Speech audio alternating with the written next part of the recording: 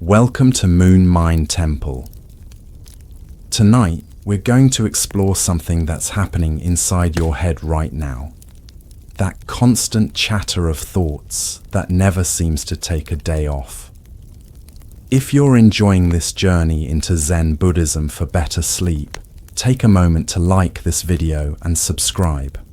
Now, dim the lights, get comfortable, and let's ease into tonight's exploration together. Congratulations, you've just become aware of your own mind. The good news, you're conscious. The bad news, your thoughts won't shut up. Right now, as you're listening to my voice, there's probably another voice running commentary in the background of your awareness. It might be planning tomorrow's tasks, replaying that awkward conversation from yesterday, or just randomly wondering if you remembered to lock the door. That mental narrator never applied for the job, never signed a contract, and certainly never asked your permission to move in. Yet there it is, chattering away like an uninvited house guest who's made themselves completely at home. Have you ever noticed how these thoughts just seem to appear out of nowhere? One moment you're focused on what I'm saying, the next your mind is wandering through a detailed fantasy about what you'll eat for breakfast tomorrow. It's as if someone inside is generating these thoughts. But who? In Zen Buddhist circles, we often hear the phrase, "You are not your thoughts." But if you're not your thoughts, then who exactly is thinking them? This question might sound simple, but its answer unravels everything we assume about identity and who we are. In this video, we'll explore how this very question, who is thinking these thoughts, might actually be pointing to an illusion, because the moment you try to find the thinker, something profound happens.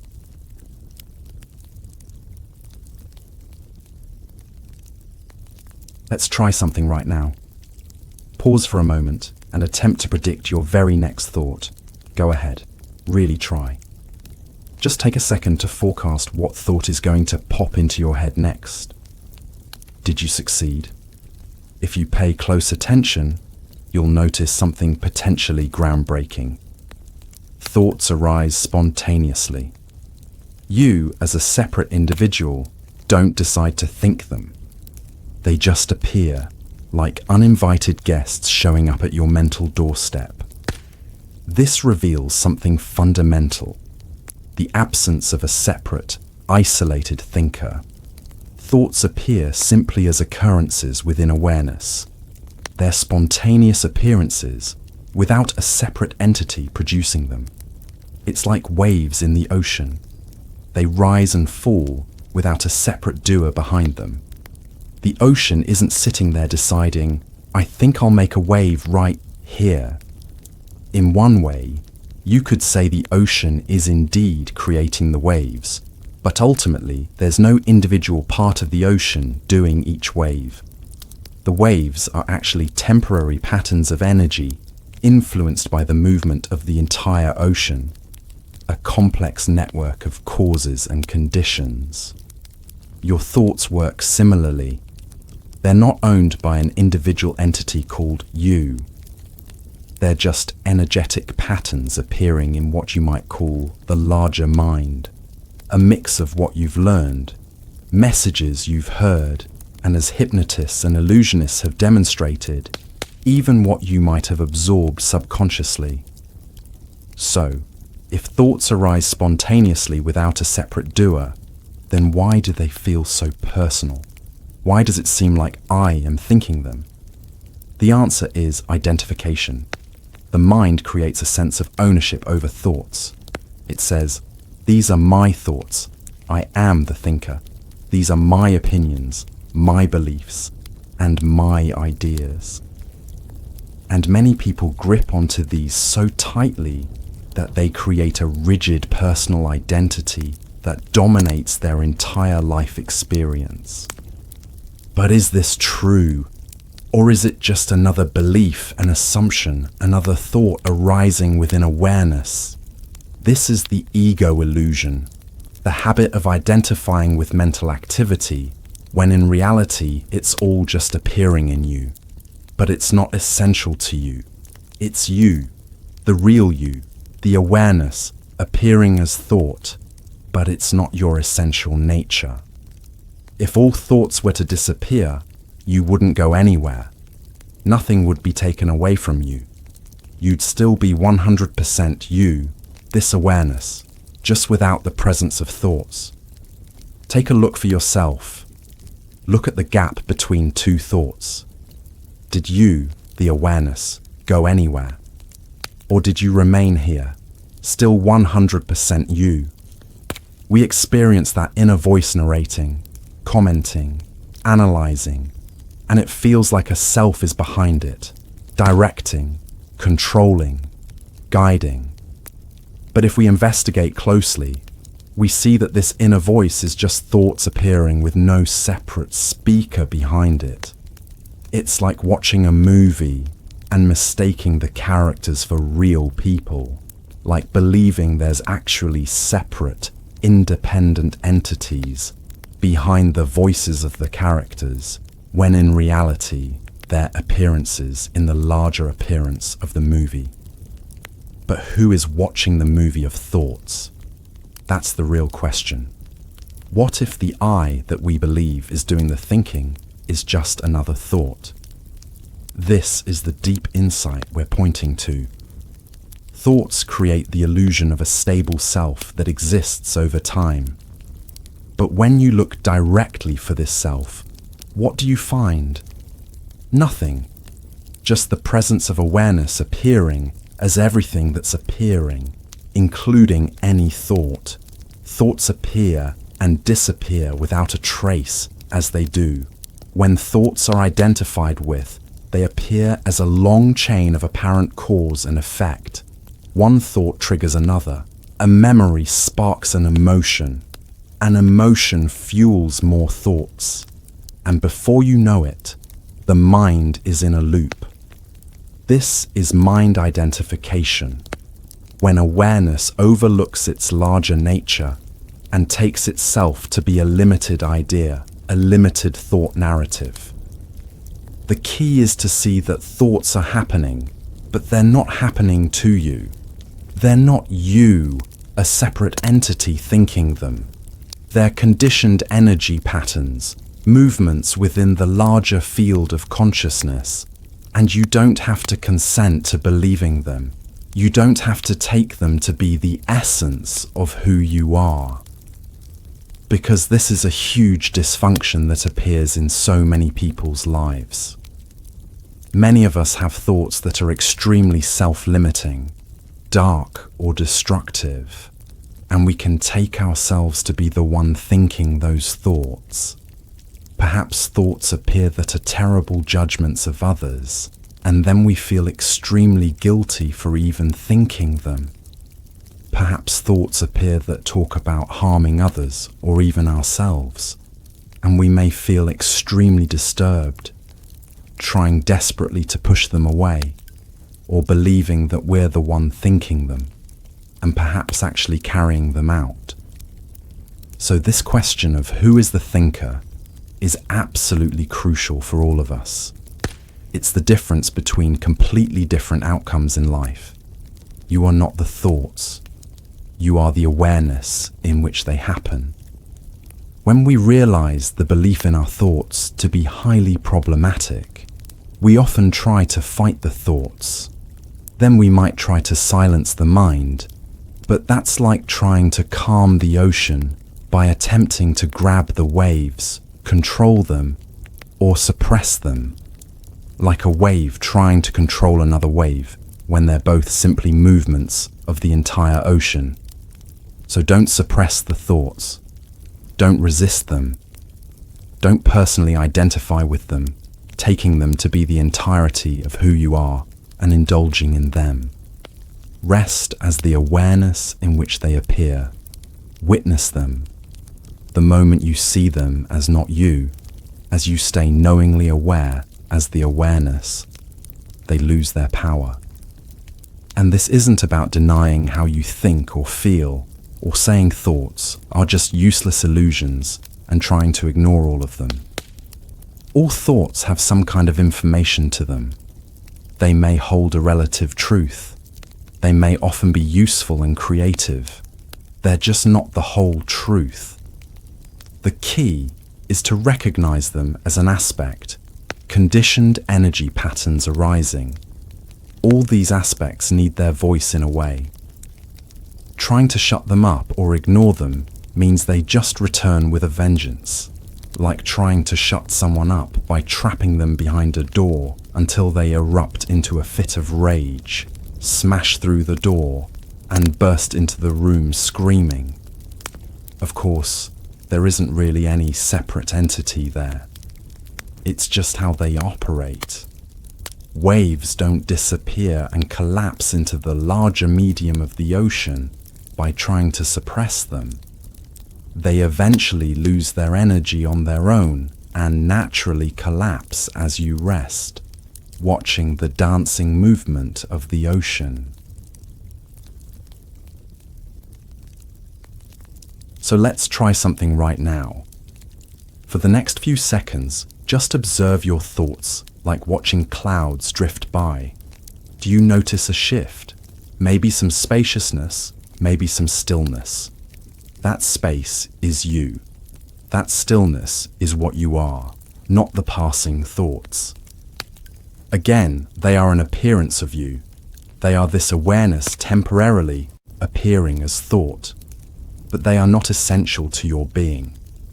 They are energetic movements which dissolve on their own without personal interference. And this recognition is the beginning of freedom. There's an assumption that somewhere deep inside, there is a thinker controlling all of this. But if you go looking for it, what do you find? Advaita calls this self-inquiry, the practice of turning the attention inward and asking, who am I? And when this inquiry is done earnestly, the realization dawns. There is no separate self. So here we speak of aspects, conditioned energy patterns that arise in the field of awareness. Advaita refers to this as vasanas, subtle tendencies that create the illusion of selfhood. Thoughts arise as parts of these aspects, but they are not personal. They are movements of energy playing out. When seen clearly, their power dissolves. There's a story in Advaita about a man searching for his glasses, frustrated and panicking, until he realizes they were on his face the whole time. This is like looking for the true self. You may have been searching for it as if it was hidden, but it's the one looking. And ultimately, the observer is the observed. Just like waves in the ocean are not separate from the ocean, thoughts are not separate from awareness. Try to find the gap, the distance between awareness and all the objects, the sights, the sounds, the thoughts, and sensations. The objects appearing in awareness are made out of nothing other than the awareness itself. No distance, no separation between you and the world. There's just consciousness appearing as the human, you, in the world. This is the realization that ends the illusion of the separate thinker. We may have the thought, I'm not awake yet. I'm not seeing it. I'm not understanding this. I need something profound to happen, a new experience to wake up. Not realizing those are just more thoughts. So the belief in thinking seems strong, but it can collapse at any moment. All it takes is honesty, honest inquiry about what's actually going on. Are you thinking those thoughts, or did they just appear? Are they really your identity, really the truth, or just appearances within the larger, infinite you, this boundless field of awareness?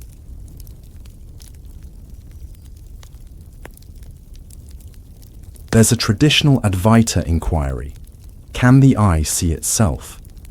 The eye sees everything, but cannot see itself. In the same way, awareness is what sees everything, yet it cannot be seen as an object. It can't be reduced to a thing that you can objectify and grab hold of, for it's the basis of the whole appearance. So instead of trying to find awareness, rest as awareness. Perceptually relax and rest as the whole appearance, watching the aspects play out and disappear. These conditioned thoughts and emotions that seem to color and dictate our life. They begin to lose their influence without identification. For many years, you may have felt stuck in the grip of a persistent uncomfortable emotion, a persistent limiting belief that seems impossible to shake. You may have tried hours of chanting affirmations, thinking positive thoughts, or focusing only on the good, and yet they always seem to rear their ugly head again and again. Yet when you rest as awareness, when you actually feel the feeling instead of contracting your focus onto the thinking, when you allow the aspects to arise and play out without identification, the energy eventually dissolves. The emotion is released and the limited thinking collapses with it. The classic non-duality metaphors appear so often because they're so powerful. Imagine the sky, vast, open, untouched, with the clouds passing through it. The sky doesn't resist the clouds. It doesn't claim ownership of them. Thoughts are like those clouds. The sky isn't separate from the clouds. The clouds are, in fact, the sky clouding, but they are not essential to the sky. Without any clouds, the sky remains vast, bright, and boundlessly open. You are that sky of awareness, limitless, ever-present, and no matter how stormy or chaotic the clouds become, you, the sky, remain forever undisturbed. This is the direct realization of your inherent freedom, not as a new belief or some kind of intellectual conclusion, but as the direct seeing of the nature of awareness, the nature of your true self. So freedom isn't about stopping thought. It's in no longer taking it to be who you are and pushing yourself into that limited identity. Because you don't have to fight to be free. You don't have to struggle to be present. That's just another identity that fights and struggles. More thinking and personal effort trying to achieve what's already achieved. The awareness that you are is effortless. Instead, recognize it, relax into it, and let the mind do what it does without claiming it as me.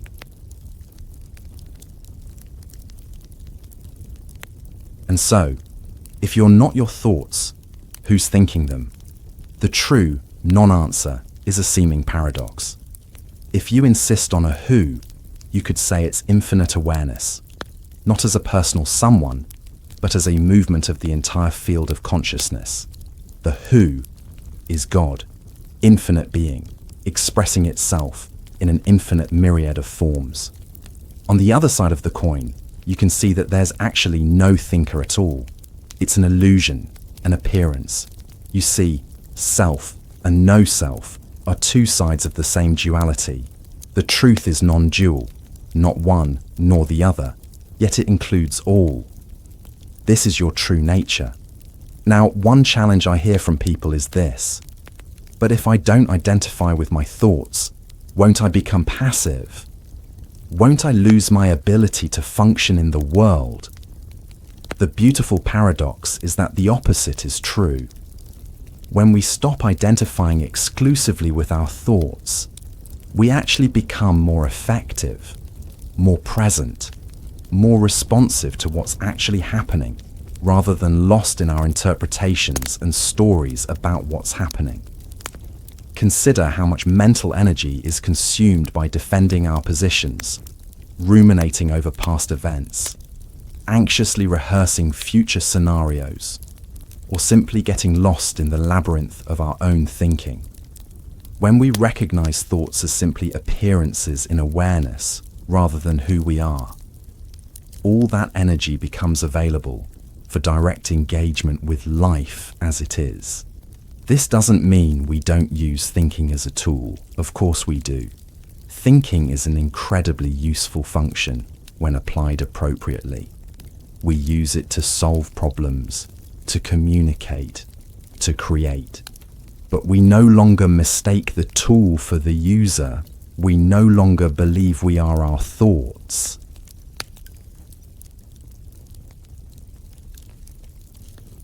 I want to give you a practical example of how this understanding transforms everyday experience. Imagine you're having a difficult conversation with someone. They say something that triggers a strong emotional reaction in you. Immediately, thoughts arise. How dare they say that? They always do this. They don't respect me. When identified with these thoughts, you become them. You are the anger, the hurt, the indignation. Your words and actions flow from this contracted state, often making the situation worse. But what if, in that heated moment, you recognize these thoughts as just appearances in awareness? You still feel the emotional energy, but you're not completely identified with the narrative about what it means. There's a spaciousness around the experience.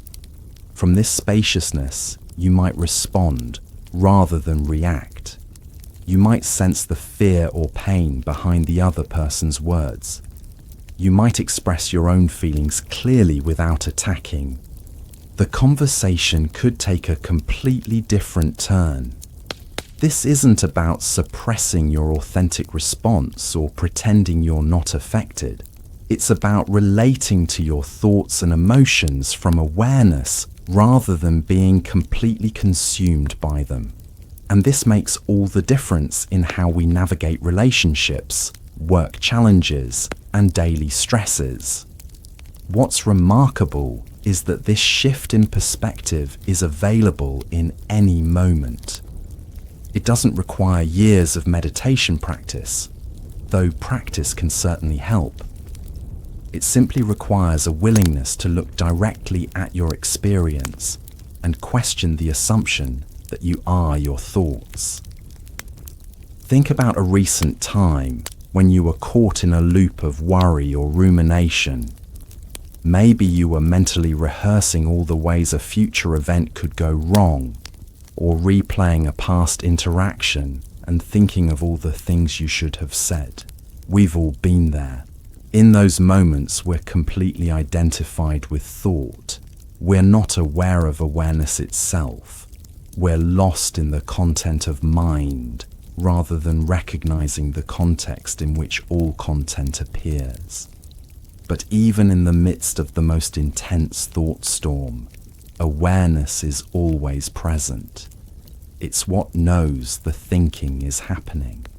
And recognizing this awareness, even for a moment, can create a profound shift. Many spiritual traditions use various practices to help us recognize this awareness. Meditation, self-inquiry, contemplation, these are all pointers to direct recognition of our true nature. But ultimately, no practice can produce what's already here. They can only help remove the obstacles to recognizing what's always been the case. In Zen, there's a beautiful metaphor about the moon reflected in water. When the water is turbulent, the moon's reflection appears broken and distorted. When the water becomes still, the reflection appears clear and whole. But the moon itself never changes. In the same way, awareness is always here, always clear, always whole, regardless of how turbulent or chaotic our thoughts may be. The practices aren't creating awareness, They're simply allowing the water of our mind to become still enough that we can recognize what's always been the case. This recognition doesn't have to be dramatic or special. In fact, it's utterly ordinary. It's simply the clear seeing of what's already here, the awareness that knows the sensations in your body, the sounds in your environment, the thoughts arising and passing in your mind. This awareness isn't personal. It doesn't belong to anyone. Yet paradoxically, it's more intimately you than any thought, memory, or self-concept could ever be. It's what you are at the most fundamental level, beneath all the layers of identification and belief. And here's the truly liberating part. This awareness is completely free of all the limitations, fears, and sufferings that seem to define the separate self. It's untouched by the content that appears within it, just as the sky is untouched by the clouds that pass through it.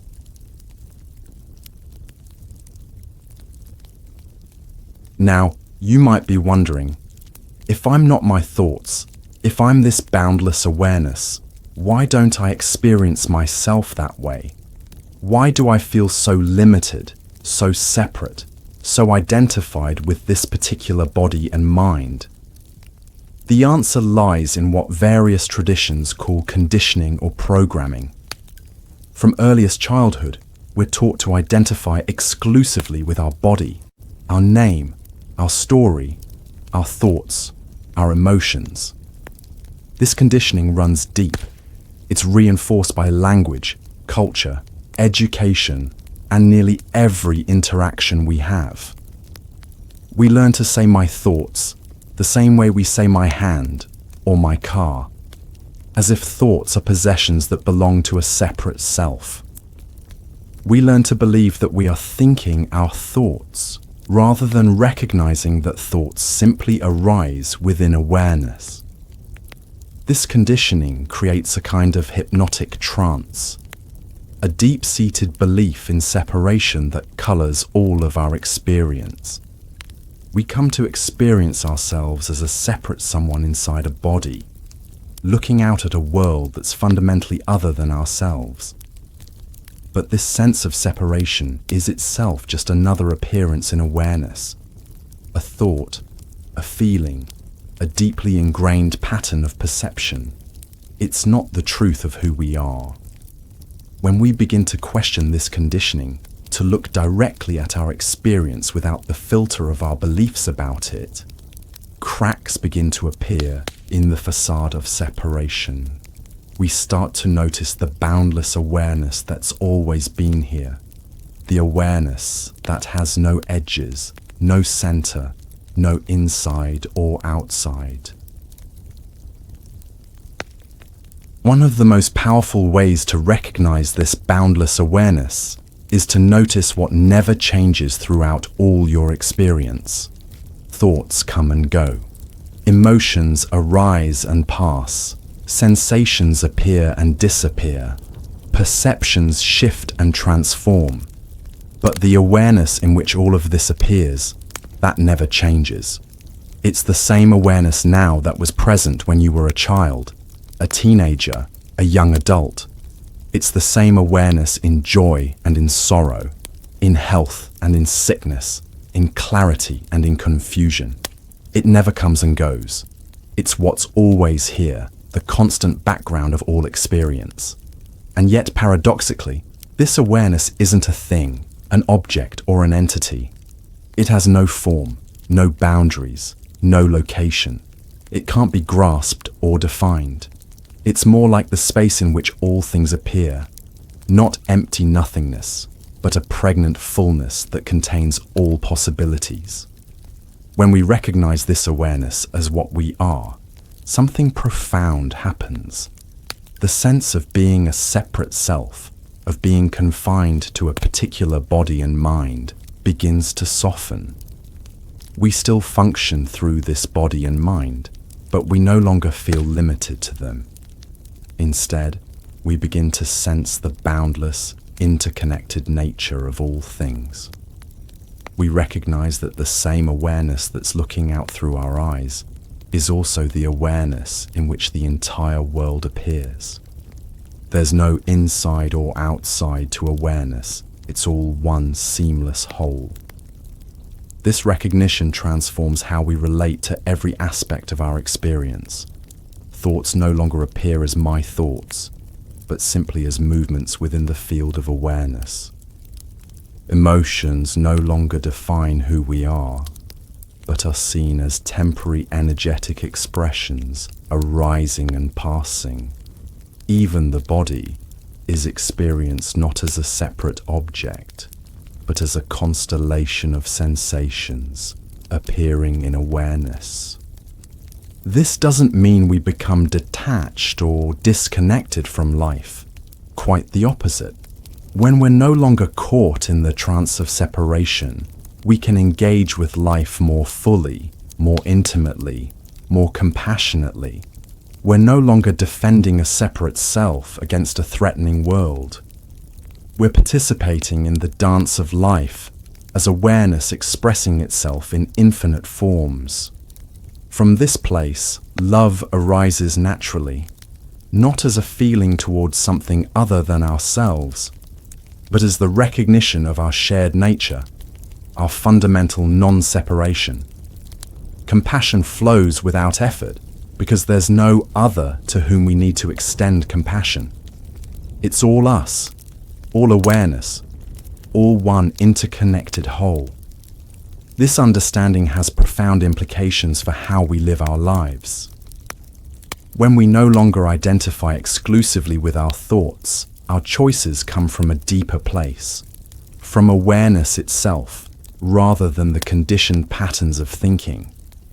We become less reactive, more responsive.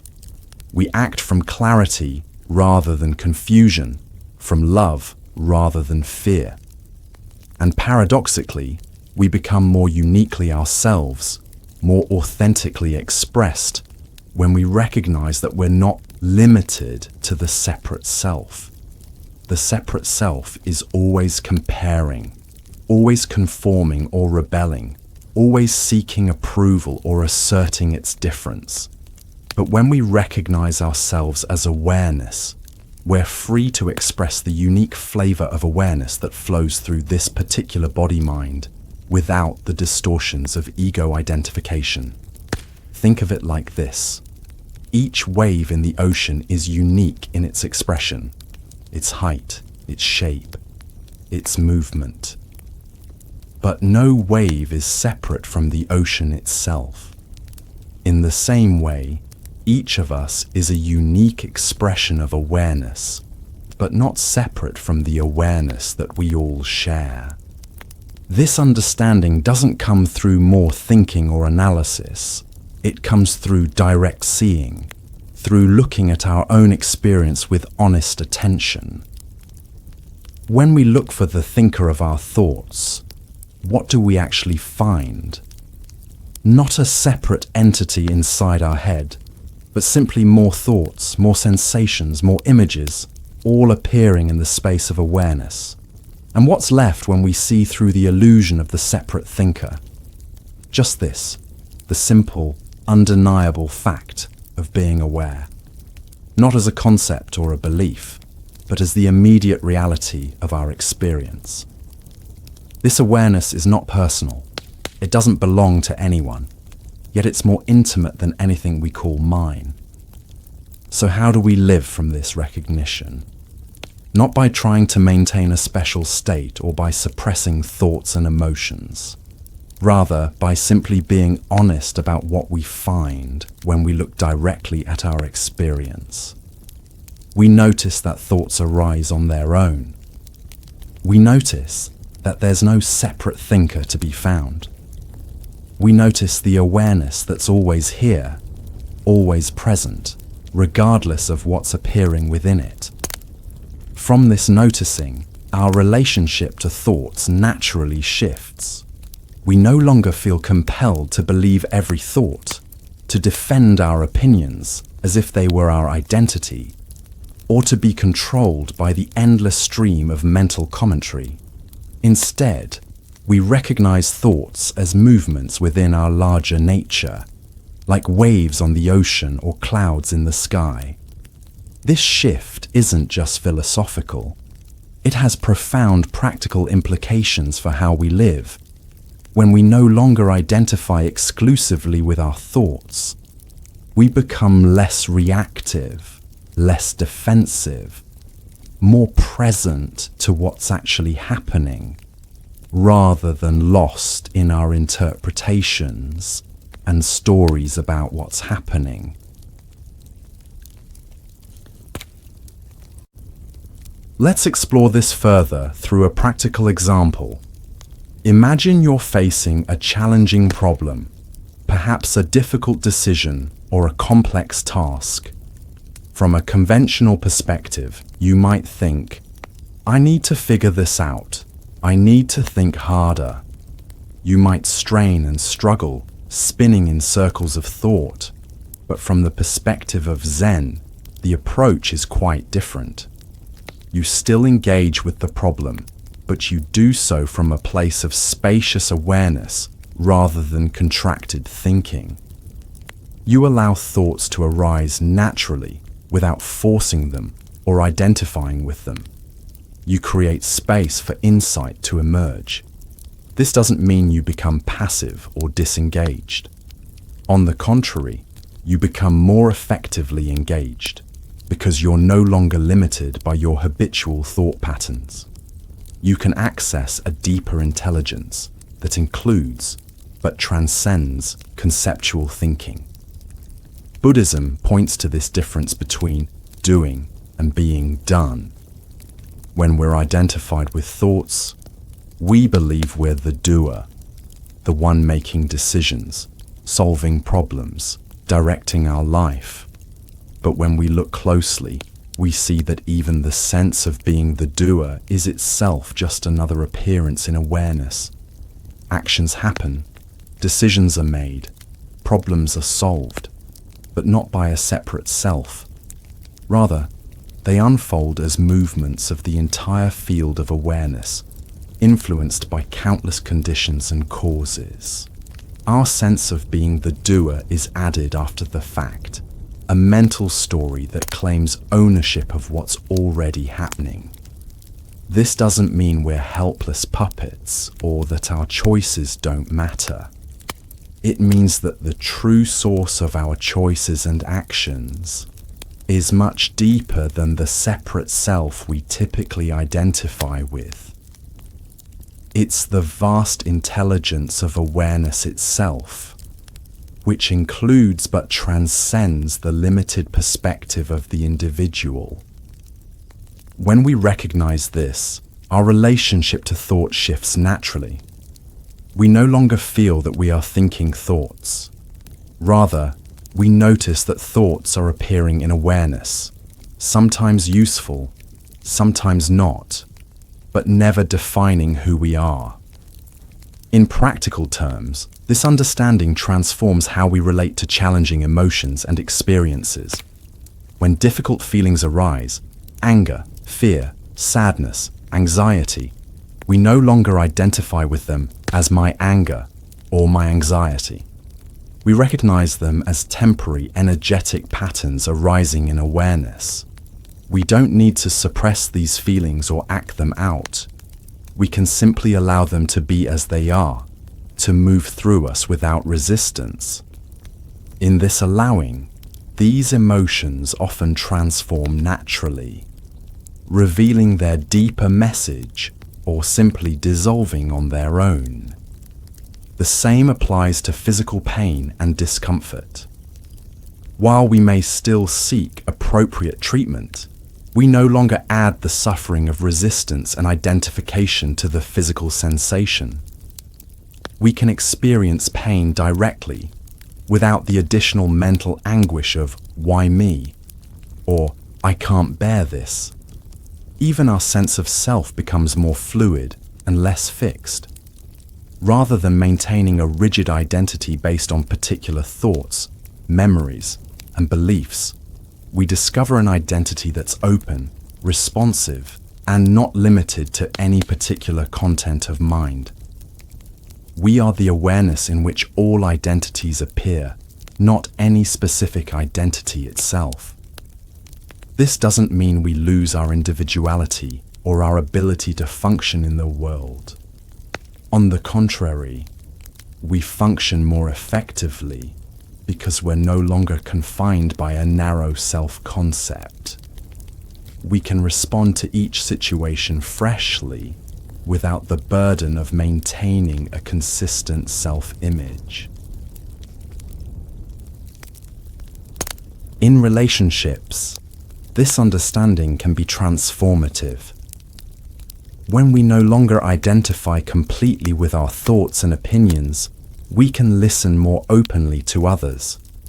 We don't need to defend our position or prove ourselves right. We can engage in genuine dialogue rather than battling to protect our ego. We also recognize that others, like ourselves, are not limited to their thoughts or defined by their behavior. We can see beyond their conditioned patterns to the awareness that we all share. This doesn't mean we tolerate harmful behavior, but we respond to it from a place of clarity and compassion rather than judgment and reactivity. In Buddhism, this is called seeing the Buddha nature in all beings, recognizing that beneath the surface appearances, we all share the same fundamental nature, the same boundless awareness. This recognition naturally gives rise to compassion and connection. It's important to clarify that this understanding doesn't lead to passivity or indifference. It doesn't mean we no longer care about what happens in the world or in our lives. On the contrary, when we're not caught in the narrow perspective of the separate self, we can respond more effectively, more compassionately, more appropriately to whatever arises. We still make choices, take actions, and engage fully with life. But these choices and actions come from a deeper place, from awareness itself rather than the conditioned patterns of the separate self. This leads to a life that's more authentic, more aligned with our deepest values, more responsive to the actual needs of each situation. And paradoxically, when we no longer identify exclusively with our thoughts, our thinking actually becomes clearer and more effective. Without the distortion of personal identification, we can see things more objectively, consider multiple perspectives more easily, and find creative solutions that might not be visible from the narrow viewpoint of the separate self. Freedom isn't about controlling or stopping thoughts. It's about recognizing their nature and our relationship to them. When we see that thoughts are not who we are, that they're temporary appearances in the space of awareness, like clouds in the sky, we're no longer tyrannized by them. We can let them be as they are without being controlled by them. This freedom is not something we achieve or attain. It's what we already are, beneath the layers of identification and belief. All that's needed is a clear seeing of what's already the case, the recognition of our true nature as awareness itself. In the midst of all the complexity and challenge of human life, this simple recognition is always available. I am not my thoughts. I am the awareness in which thoughts appear. This awareness is boundless, clear, and inherently free. It's what I truly am beneath all the layers of conditioning and belief. From this recognition, a natural ease and spaciousness begin to infuse our life. We still experience the full range of human emotions and challenges, but we're no longer completely identified with them. We can let life be as it is without constant resistance and struggle. We can respond to what arises from clarity rather than confusion, from love rather than fear. And perhaps most importantly, we can enjoy the extraordinary gift of being alive, of experiencing this miraculous unfolding of life in all its richness and complexity. Not as a separate self struggling to survive in a threatening world, but as awareness itself, expressing and experiencing its own infinite nature through this particular human form.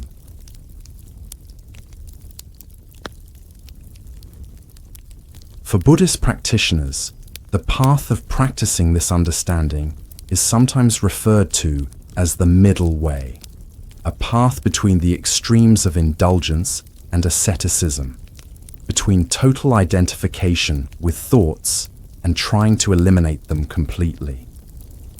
This middle way doesn't ask us to stop thinking or to achieve some special state of consciousness.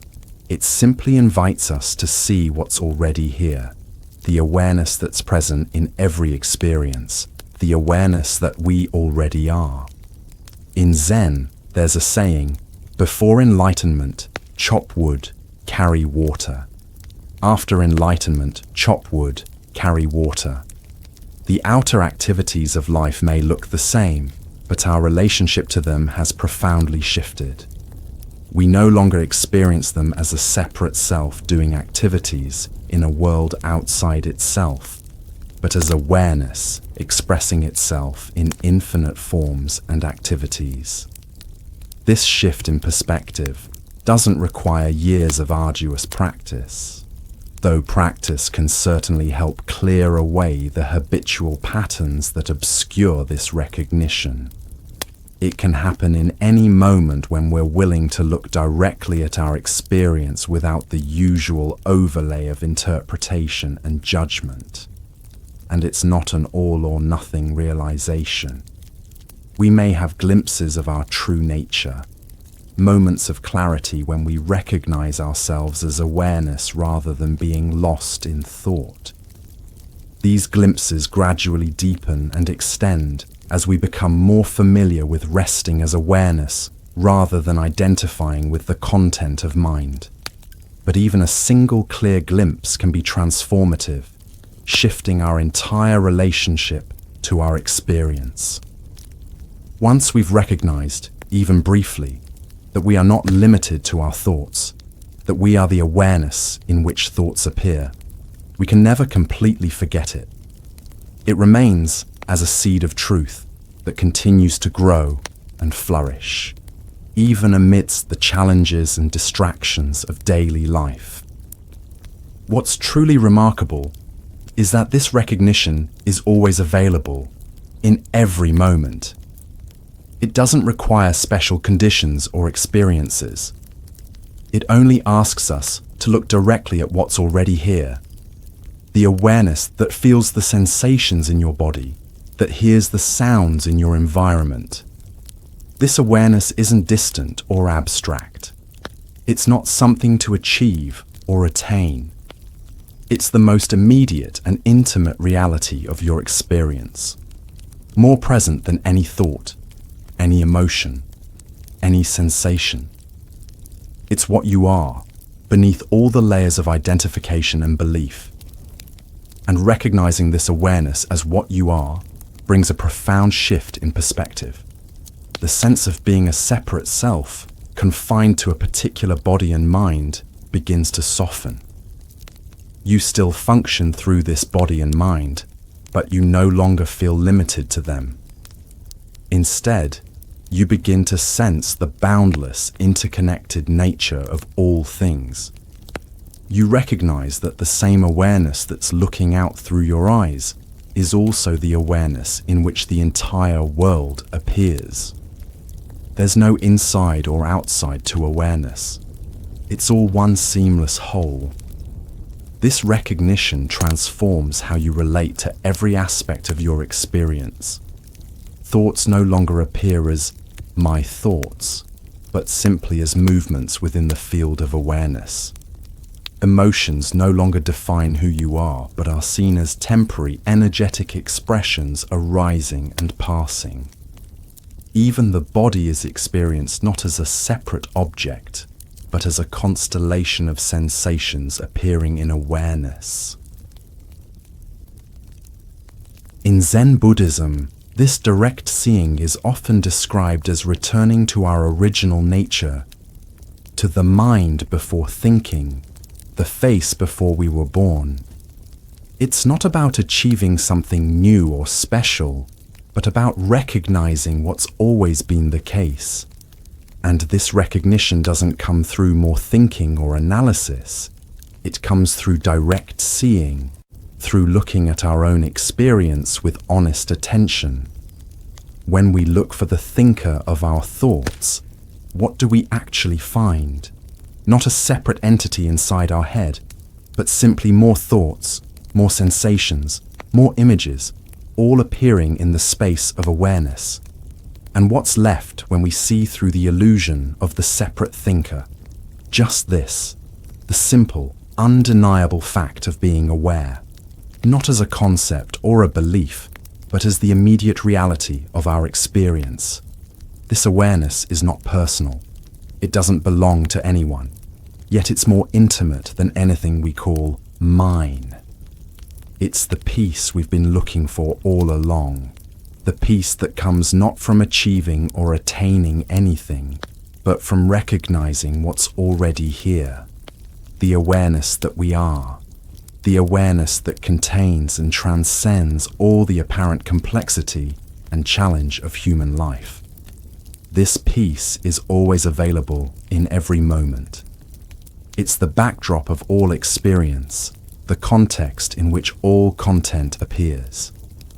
And recognizing it as what we are brings a profound shift in our relationship to life, from struggle to ease, from resistance to acceptance, from fear to love.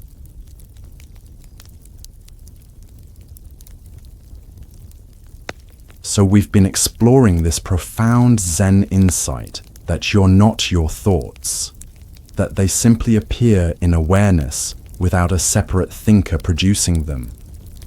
But what does this understanding look like in real life? How does it transform your actual day-to-day experience? Imagine this. You're stuck in bumper-to-bumper traffic. The digital clock on your dashboard seems to be mocking you as the minutes tick by. You're already running late for that crucial meeting. Your stomach tightens, your jaw clenches, and your mind, it erupts like a volcano of panicked thoughts. This is a complete disaster. I'm going to look so unprofessional. My boss is going to be furious. Why does this always happen to me? If that idiot hadn't cut me off earlier, I'd be there by now. In this moment, what's happening? You're not just having thoughts about traffic. You've become the traffic jam. Your entire being has contracted around this situation. Your body is rigid, your breathing shallow, your knuckles white on the steering wheel. There seems to be no space between you and this crisis. The only escape appears to be the traffic miraculously clearing, something completely outside your control. But what if, and this is where it gets fascinating, what if in that exact same moment you suddenly recognize these thoughts as just thoughts, not facts, not reality, not who you are, just temporary appearances in the vast sky of your awareness, like clouds drifting through. You'd still be sitting in traffic, you'd still be late. Those facts wouldn't change, but something profound would shift internally. Suddenly, there would be space around the experience. You might notice the deep blue of the sky above your car. You might feel the subtle rhythm of your breath. You might hear that song on the radio you'd been completely deaf to a moment before.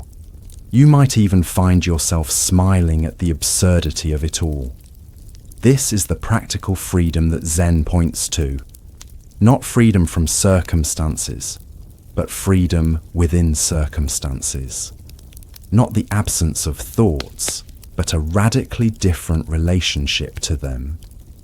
The traffic doesn't need to clear for your mind to clear. The meeting doesn't need to be rescheduled for you to find peace, because that peace was never dependent on external conditions. It's woven into the very fabric of your being, the awareness you already are. Here's what's truly remarkable about this shift. When you're not completely fused with your thoughts about a situation, you often respond to it more effectively. From this more spacious perspective, you might calmly text your colleague about your delay. You might use this unexpected pause to mentally prepare for the meeting. You might even allow yourself a few moments of rest in the midst of your busy day, all because you're no longer drowning in thoughts. You're the awareness witnessing them. This shift in perspective doesn't require you to spend years meditating in a cave, though practice certainly helps. It's available in any moment when you're willing to question your automatic identification with the voice in your head. And it applies to literally every aspect of life, from traffic jams to relationship conflicts, from work deadlines to those existential crises we all face.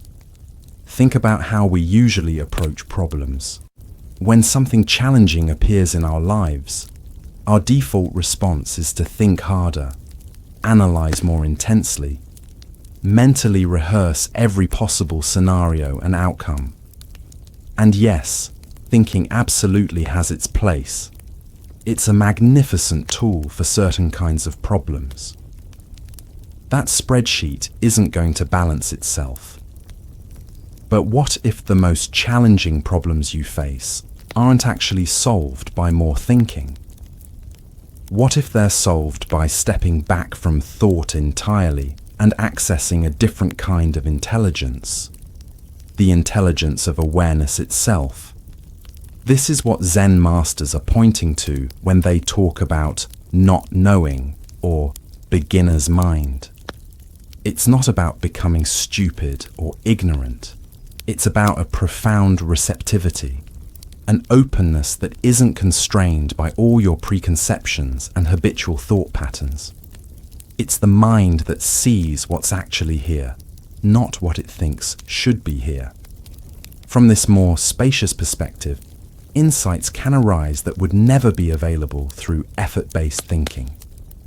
Solutions emerge spontaneously. Creativity flows unhindered by fear or self-consciousness. This isn't mystical or supernatural. It's simply what happens when you're not completely identified with and limited by the running commentary in your head.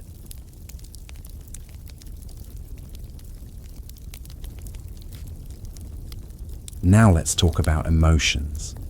Those powerful energetic movements that can completely overtake us. Like thoughts, emotions arise spontaneously based on countless causes and conditions. They appear as sensations in the body, often accompanied by corresponding thought patterns. When we're fully identified with them, they seem to define who we are. I am angry. I am sad. I am anxious. But what if emotions, like thoughts, are simply appearances in awareness rather than defining who you are? What if you're not angry? You're the awareness in which anger appears. You're not anxious. You're the awareness in which anxiety appears. This subtle shift makes all the difference in the world. Instead of being swept away by emotional hurricanes or desperately trying to suppress them, you can allow emotions to move through you without resistance. You can feel them fully, the physical sensations, the corresponding thoughts, without being defined or controlled by them. This doesn't make you cold or detached like some emotionless robot. On the contrary, you can actually feel emotions more fully when you're not completely identified with them, when you're not adding layers of judgment, resistance, or elaborate stories.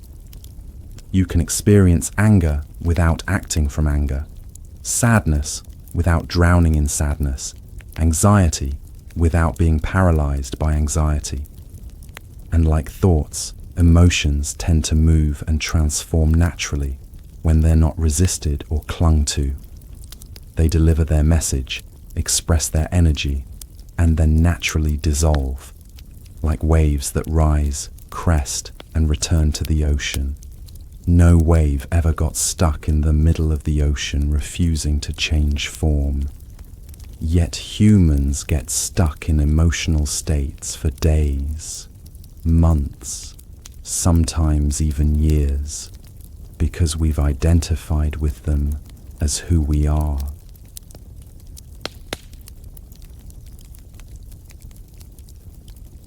Consider what happens when you receive harsh criticism. Immediately, a wave of shame and anger floods your system. Your face feels hot. Your chest tightens. Thoughts race. How dare they say that about me? They have no idea how hard I've been working. Everyone must think I'm incompetent now. When you're identified with these reactions, you become them.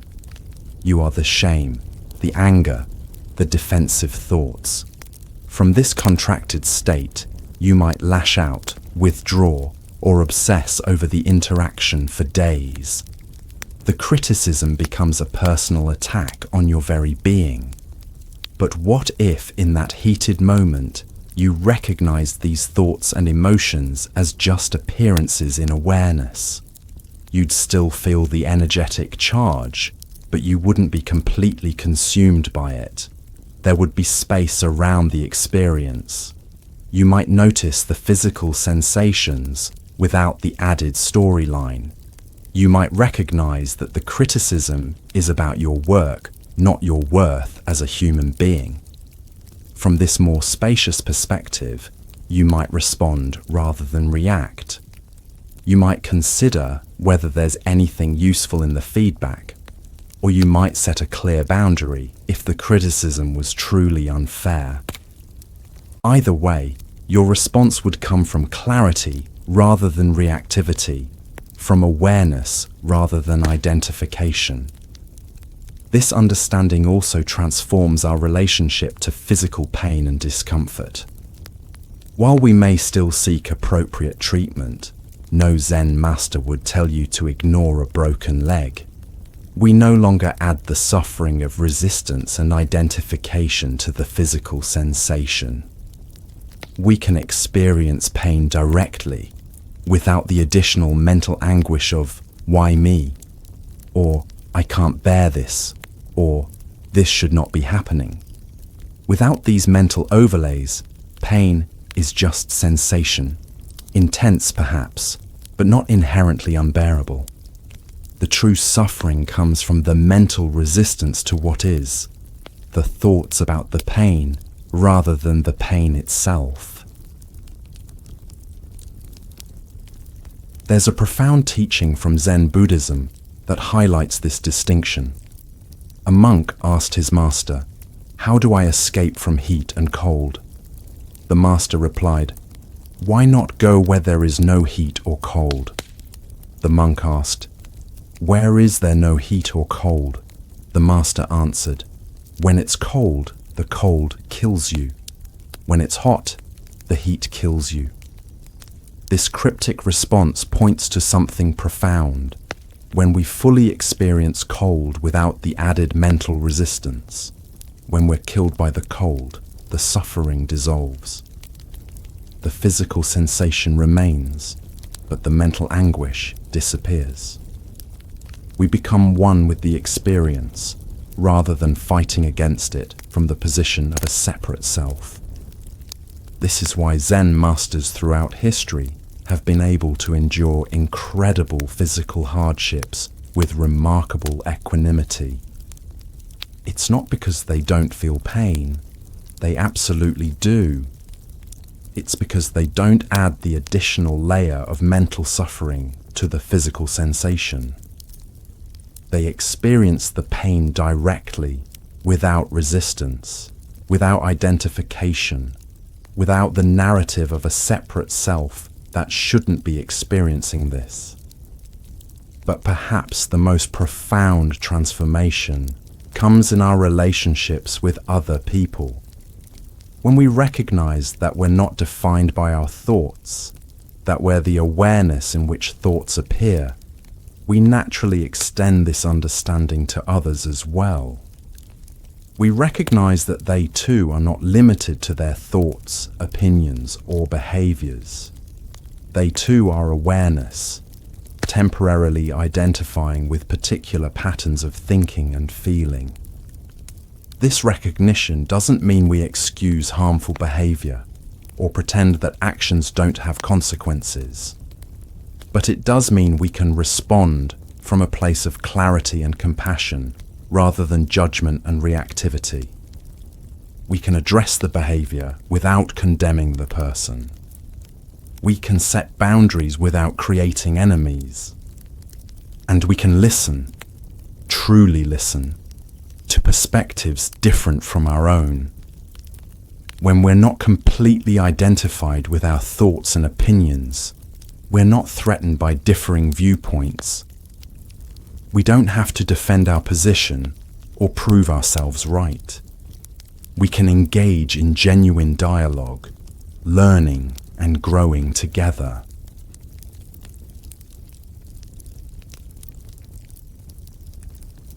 Think about a disagreement with someone close to you.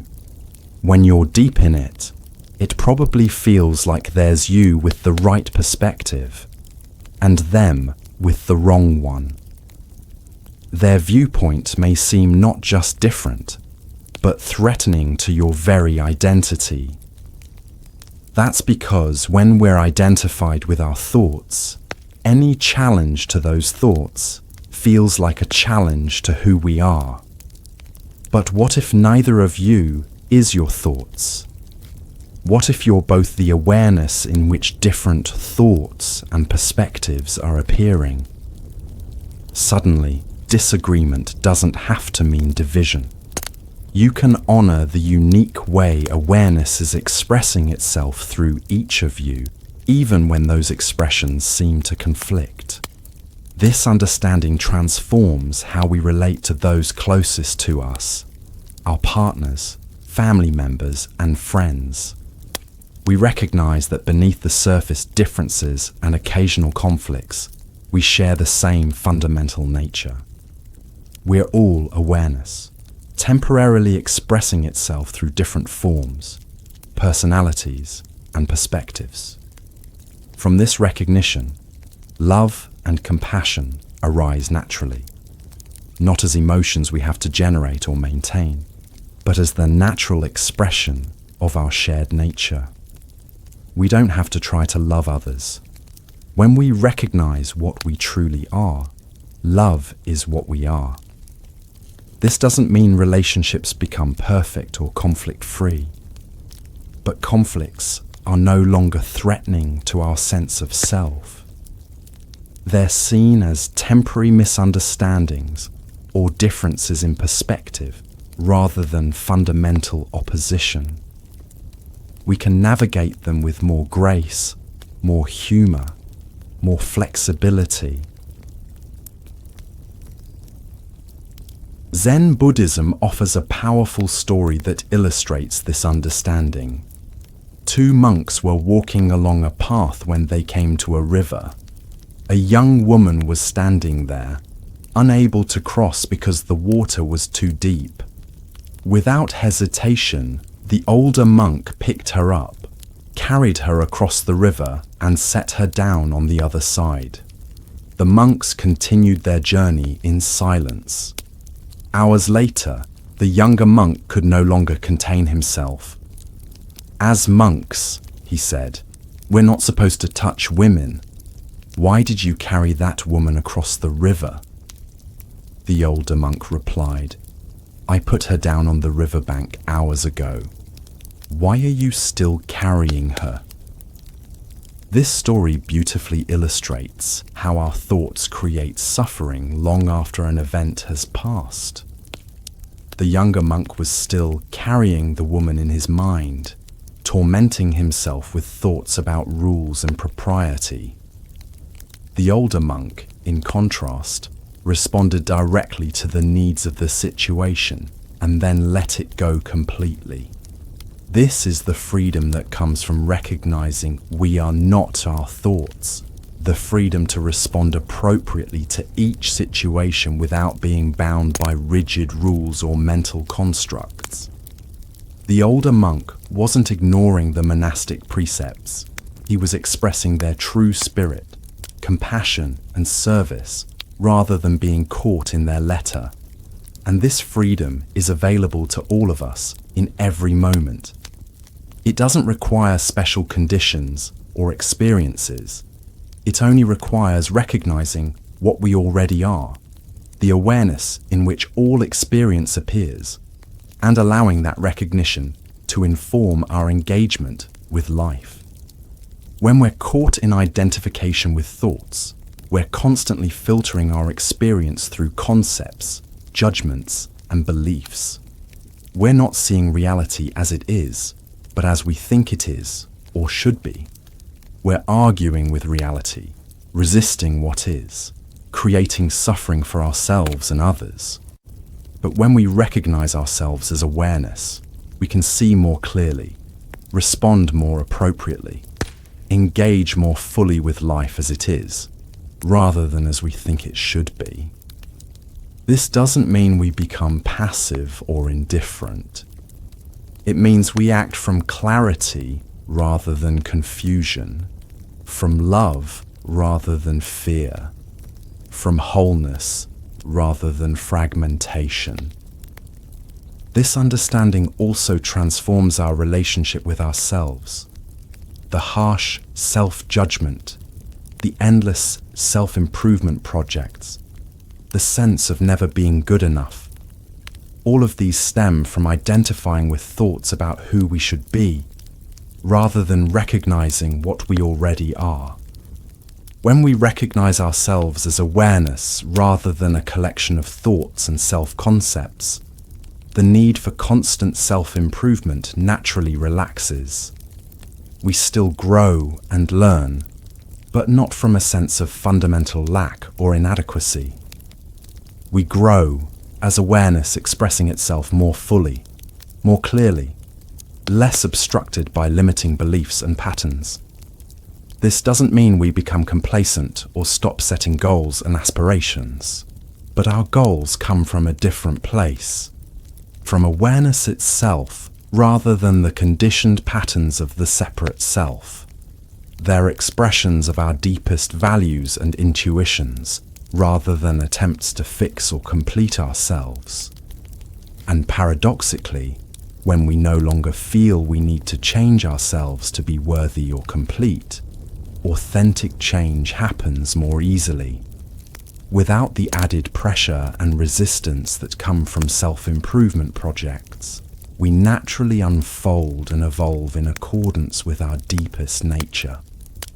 This is the ultimate freedom that Zen points to, not the freedom to get everything we want or to avoid all pain and difficulty, but the freedom to be fully ourselves, to express our true nature without the limitations of identification with thought.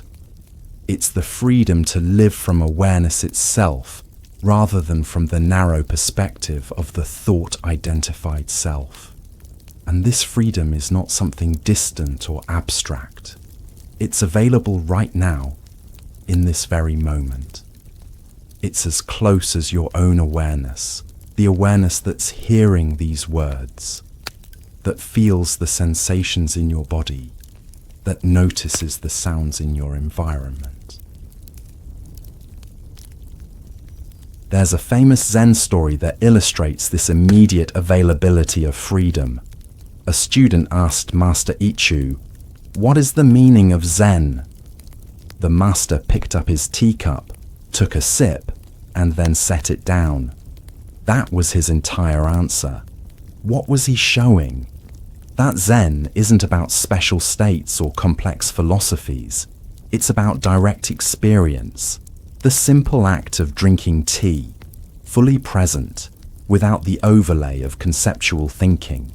It's about recognizing the awareness that's already here, already free, in the most ordinary activities. In Zen Buddhism, this direct pointing to the nature of awareness is sometimes referred to as awakening or enlightenment. But these terms can create confusion, suggesting a special state or experience that's different from ordinary awareness.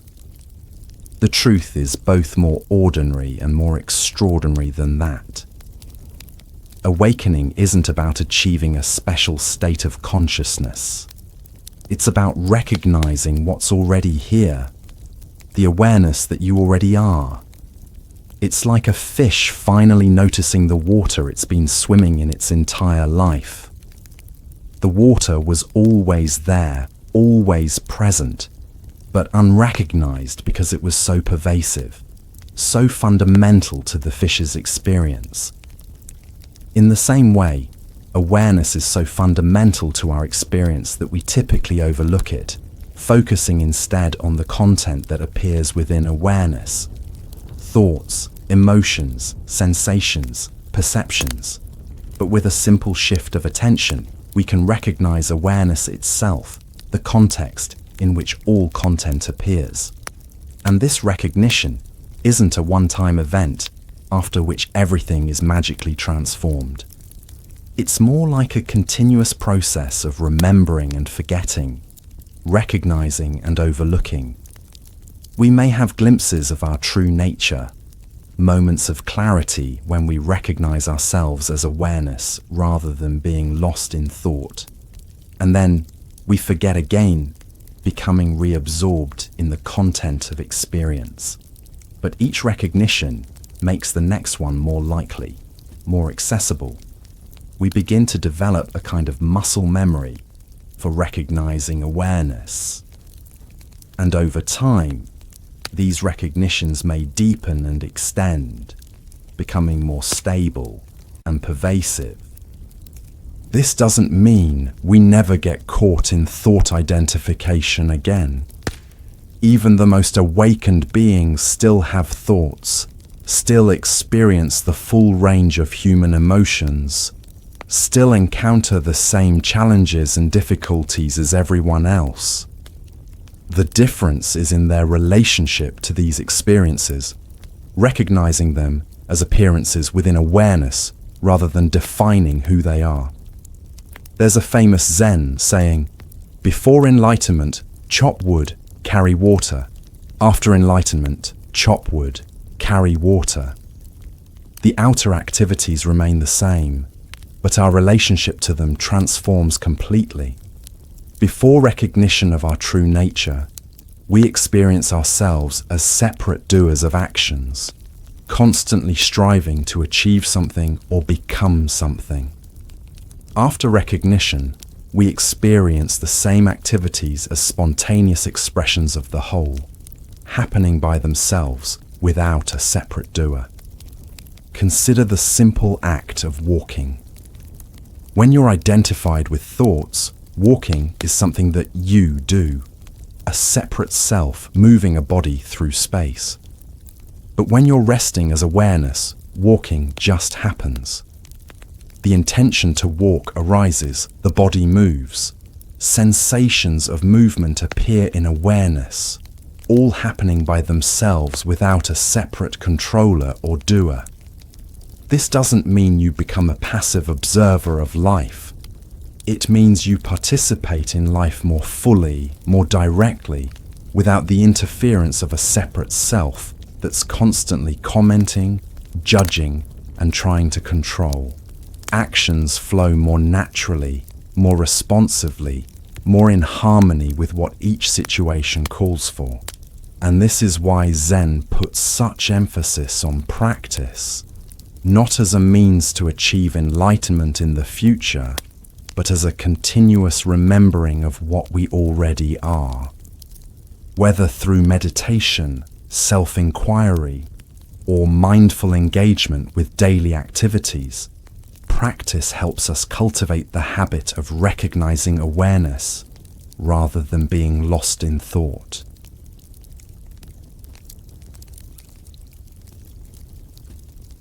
In meditation, we sit quietly, allowing thoughts to arise and pass without following them or resisting them. We notice when we've become absorbed in thinking, and then gently return to awareness of breath, body sensations, or simply resting as awareness itself. This simple but profound practice helps us become familiar with the difference between being lost in thought and recognizing ourselves as the awareness in which thoughts appear. There's a Zen story that beautifully illustrates the essence of meditation. A student asked Master Ikkyu to write down some maxims of the highest wisdom.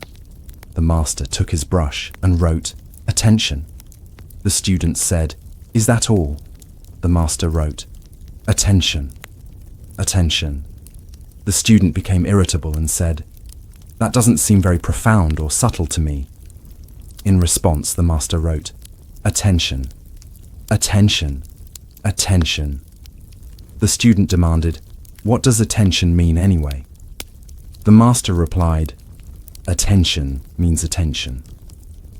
What Ikkyu was pointing to is the heart of meditation practice, not some complex technique or esoteric state, but simply attention, awareness itself. When we're fully attentive, fully present, we recognize what we truly are, not a separate self defined by thoughts, but the boundless awareness in which all experience appears. In self-inquiry, we ask questions like, "Who am I?" or "What is aware right now?" Not to arrive at conceptual answers, but to point attention toward awareness itself, toward what we are beneath all the layers of thought and self-concept. And in daily life, we practice bringing this same recognition to our ordinary activities: eating, walking, working, relating to others. We notice when we've become identified with thoughts, when we're acting from the perspective of the separate self, and then gently shift back to awareness, to what we truly are. This ongoing practice doesn't lead to a state of perpetual bliss or the end of all challenges and difficulties. Life continues to unfold with all its complexity and intensity. But our relationship to life changes dramatically. We no longer experience ourselves as a separate self struggling to survive in a threatening world, but as awareness itself, expressing and experiencing its own nature through this particular human form. And from this recognition, a natural ease and joy begin to infuse our life.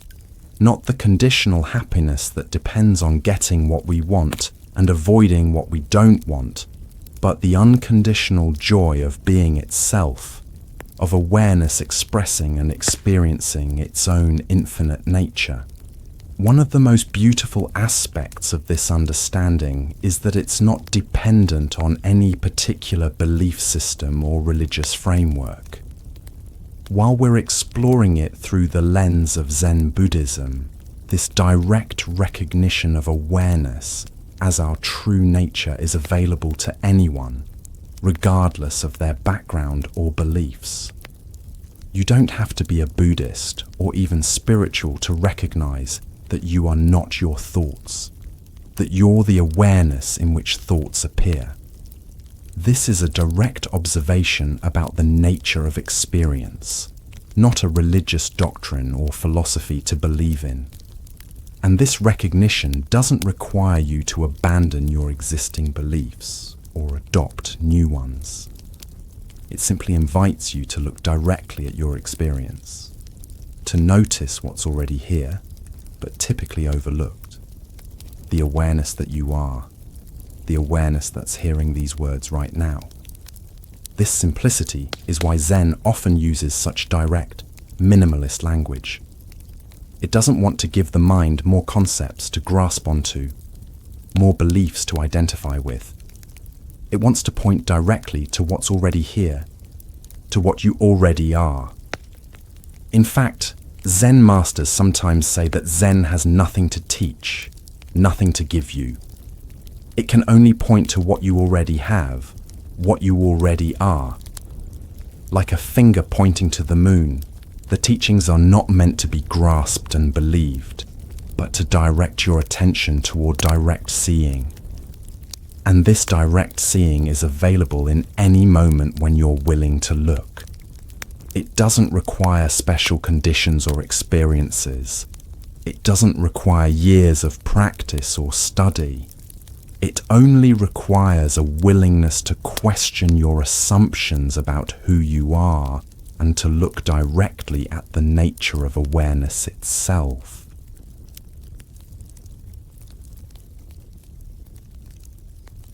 In Buddhism, there's a beautiful metaphor about a wave in the ocean that becomes frightened when it notices it's going to crash on the shore. It thinks, "This is the end of me." But then it realizes that it's not just a wave, it's water, and water doesn't die when the waveform disappears. It simply returns to the ocean, which is what it always was. In the same way, the separate self that we typically identify with is like a wave in the ocean of awareness. It's a temporary form, a pattern of energy that arises and passes. When we identify exclusively with this form, we experience fear, isolation, and suffering, like the wave that thinks it's going to die. But when we recognize our true nature as awareness itself, like the wave recognizing its water, the fear and suffering naturally relax. We see that what we essentially are doesn't come and go, doesn't live and die. It's the eternal presence of awareness itself, the context in which all forms arise and pass. This recognition doesn't mean we become disengaged from the waveform of our human life. On the contrary, we can engage more fully, more authentically, more compassionately, because we're no longer driven by the fear and isolation of the separate self. We can enjoy the unique expression of awareness that this particular life represents, without the constant anxiety about protecting and preserving a self that was never really separate in the first place. And this is the paradox of non-duality, of recognizing ourselves as awareness. We don't lose our individuality. We discover what true individuality is.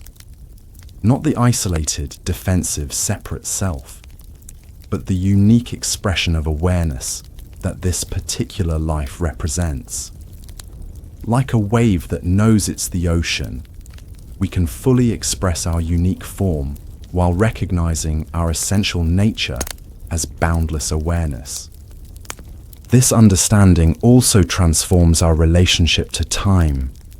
When we're identified with thoughts, we're constantly time traveling, remembering the past, planning for the future, rarely fully present to the moment that's actually here. Our lives become a series of destination points, always arriving somewhere else, never really arriving here.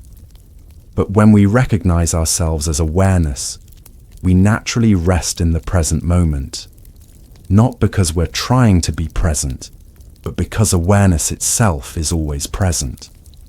It doesn't exist in the past or future. It's always here, always now. This doesn't mean we can't think about the past or plan for the future.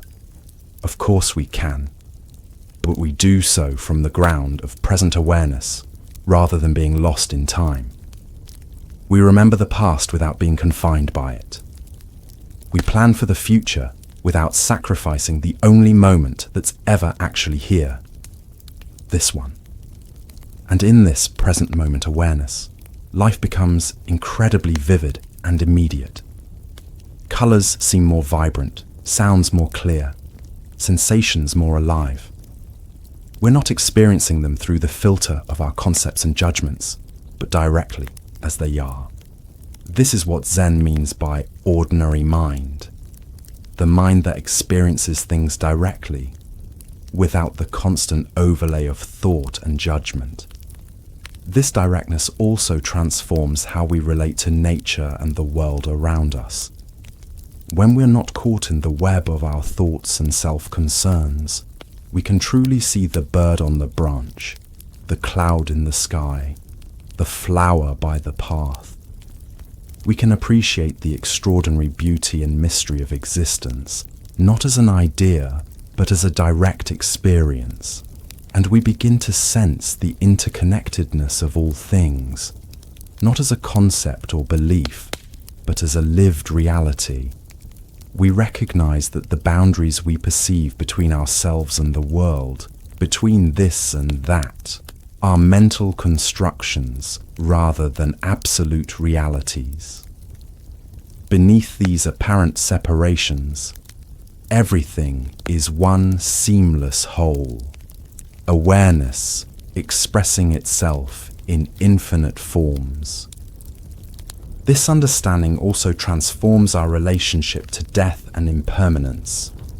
When we're identified with the separate self, death appears as the ultimate threat, the final ending of everything we hold dear, and impermanence, the constant changing of all forms, becomes a source of anxiety and sorrow.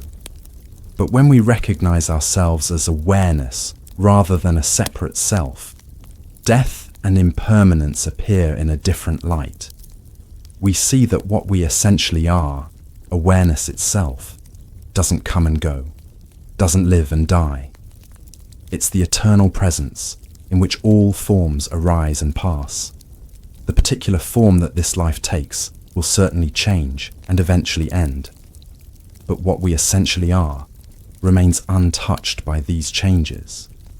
It's like the screen on which a movie plays. The images come and go, but the screen itself remains unchanged. This doesn't mean we become indifferent to the preciousness of this life or the sadness of loss. On the contrary, we can appreciate the extraordinary gift of being alive in this particular form, with all its joys and sorrows, precisely because we're not depending on it to define who we are or to last forever. We can embrace the impermanence of all forms as the very thing that makes life so precious and beautiful.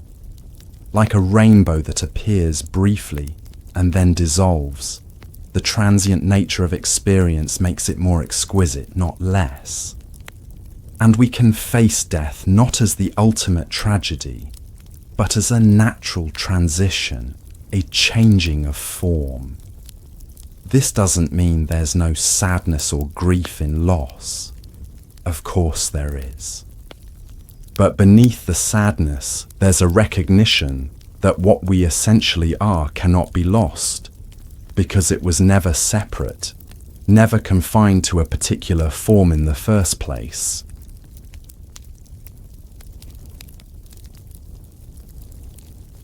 Zen has a beautiful koan that points to this understanding. Show me your original face before your parents were born. This enigmatic question isn't asking about physical appearance or ancestry. It's pointing to what you are prior to birth and death, prior to all conditions and circumstances. The awareness that has no beginning or end, that's present now as the knowing of these words. This understanding also transforms how we relate to our deepest longings and aspirations. When we're identified with the separate self, we're constantly seeking fulfillment through external objects, experiences, and achievements. We think, when I get this job, this relationship, this recognition, then I'll be happy. But no matter how many of these external goals we achieve, the sense of lack and longing persists. Because what we're really seeking isn't outside us. It's what we already are, the boundless awareness that is our true nature. When we recognize this awareness as what we are, the search naturally relaxes. We still engage in activities, still set goals and aspirations, still enjoy achievements and experiences, but we no longer depend on them to complete us or to define who we are. They become expressions of our nature rather than attempts to fulfill or fix ourselves. And paradoxically, when we no longer need external circumstances to make us happy, we can enjoy them more fully, more genuinely. We no longer bring the burden of expectation to our experiences. We can appreciate them for what they are, rather than demanding that they fulfill us or complete us. This doesn't mean we become passive or disengaged. On the contrary, we can engage more authentically, more creatively, more wholeheartedly, because we're no longer driven by the fear and lack of the separate self. We act from the fullness of awareness, rather than the emptiness of ego. And our actions come from a different place, from awareness itself, rather than the conditioned patterns of the separate self. They arise naturally in response to what each situation calls for, not from rigid rules or self-centered desires. In Buddhism, this is sometimes described as spontaneous, appropriate response. Action that arises naturally from awareness itself, rather than from the calculated thinking of the separate self. It's like the hand that automatically reaches out to catch a falling object without having to think about it, or the mother who responds instinctively to her child's needs without having to deliberate. There's a famous Zen story about Master Nansen, who found monks from the eastern and western halls of his monastery arguing over a cat. Each claimed ownership of the cat. Nansen held up the cat and said, "If any of you can give a word of Zen, you will save the cat. If not, I will kill it." No one could speak, so Nansen cut the cat in two. Later, when his disciple Joshu returned, Nansen told him what had happened. Joshu removed his sandals, placed them on his head, and walked out. Nansen said, "If you had been here, the cat would have been saved." This shocking story isn't advocating violence, of course. It's pointing to the difference between conceptual thinking and direct, appropriate response. The monks were caught in concepts of ownership and attachment. Joshu, in contrast, responded directly, without thinking. An expression of awareness, unconstrained by conceptual thought. This kind of action doesn't come from trying to conform to external standards or rules. It comes from recognizing what we truly are and allowing that recognition to inform our engagement with life. It's not about trying to be a good person according to some external standard. It's about expressing our true nature, which naturally manifests as kindness, compassion, and appropriate response. And this expression doesn't require effort or struggle. On the contrary, it has a quality of ease and flow. There's a naturalness to it, like water flowing downhill or fire rising upward. It's not something we have to force or maintain. It's what naturally happens when we recognize what we are and allow that recognition to inform our actions. This understanding also transforms how we relate to our path of growth and development. When we're identified with the separate self, spiritual practice can become another form of self-improvement, another attempt to fix or complete ourselves. We practice in order to become more peaceful, more enlightened, more spiritual, reinforcing the very sense of lack and separation that causes suffering in the first place. But from the perspective of non-duality, of recognizing ourselves as awareness, practice takes on a different meaning. It's not about becoming something we're not. It's about recognizing what we already are and allowing the obstructions to that recognition to naturally dissolve. It's like the sun that's always shining above the clouds. The sun doesn't need to become more sunny or more present. It's already fully here, fully radiant. Practice is about allowing the clouds to disperse so that the sun's natural radiance can shine through unobstructed. And this brings us to one of the most beautiful paradoxes of spiritual awakening, the recognition that there's nowhere to go and nothing to attain, because what we're seeking is what we already are. From the perspective of the separate self, this can sound like a cop-out or a denial of the need for practice and growth. But from the perspective of direct seeing, of recognizing awareness as our true nature, it's the most profound truth that what we've been seeking through all our striving and struggling has been here all along, hidden in plain sight. This doesn't mean we stop practicing or growing. On the contrary, practice continues, perhaps with even more dedication and joy. But the motivation changes. We're no longer practicing to become something we're not. We're practicing to express more fully, more clearly, what we already are. And this shift in motivation transforms the entire tone and feeling of practice.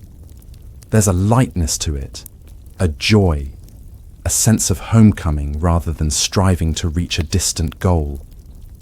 We're not trying to get somewhere else. We're discovering the extraordinary in the ordinary, the sacred in the everyday, the boundless in the apparent boundaries of our human life. This is the heart of Zen practice, not seeking something special or extraordinary, but recognizing the extraordinariness of what's already here, of ordinary mind, of everyday activities infused with awareness and presence.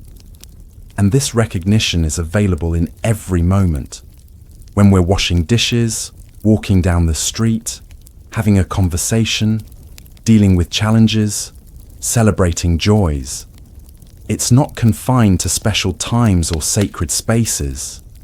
It's the very nature of our experience, the awareness in which all experience appears. There's a famous Zen story about a monk who asked his master, "What is the Buddha?" The master replied, "The dried dung stick." This shocking, irreverent response was pointing to something profound, that the sacred, the divine, the Buddha nature isn't something separate from ordinary reality. It's right here, in the most mundane, even seemingly unpleasant aspects of experience.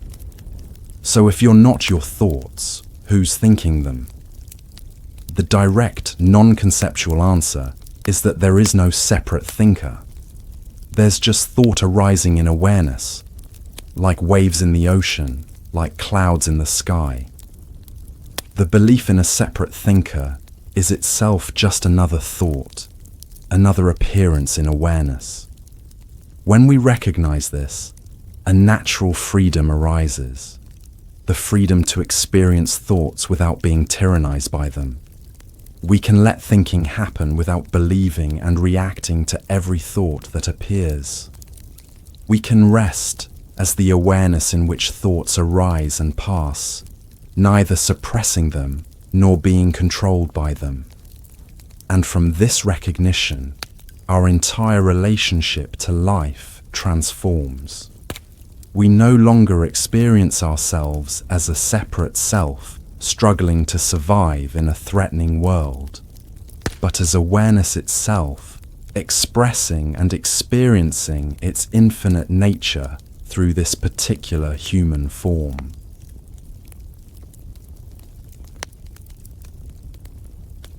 We still experience the full range of human thoughts, emotions, and challenges, but we experience them differently, as appearances within awareness rather than defining who we are. And this difference makes all the difference. It's the difference between suffering and peace, between struggle and ease, between isolation and connection, not because our circumstances necessarily change, but because our relationship to our circumstances fundamentally shifts. And this shift is available right now, in this very moment.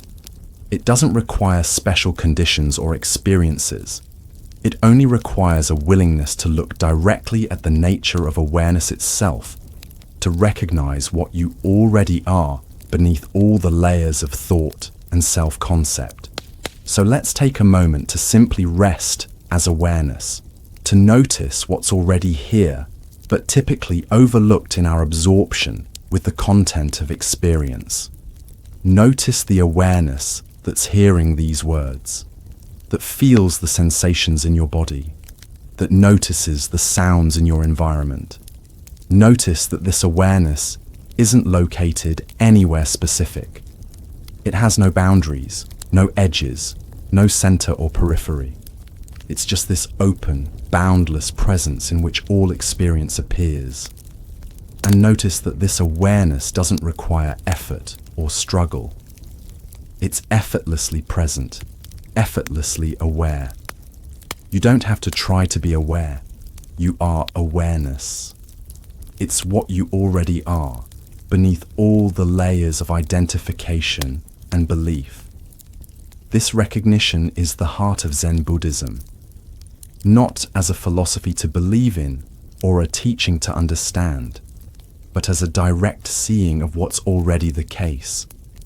It's as simple and as profound as recognizing the awareness that you are, the awareness in which all experience appears. From this recognition, a natural ease and joy begin to infuse our life. Not the conditional happiness that depends on getting what we want and avoiding what we don't want, but the unconditional joy of being itself, of awareness expressing and experiencing its own infinite nature through this particular human form.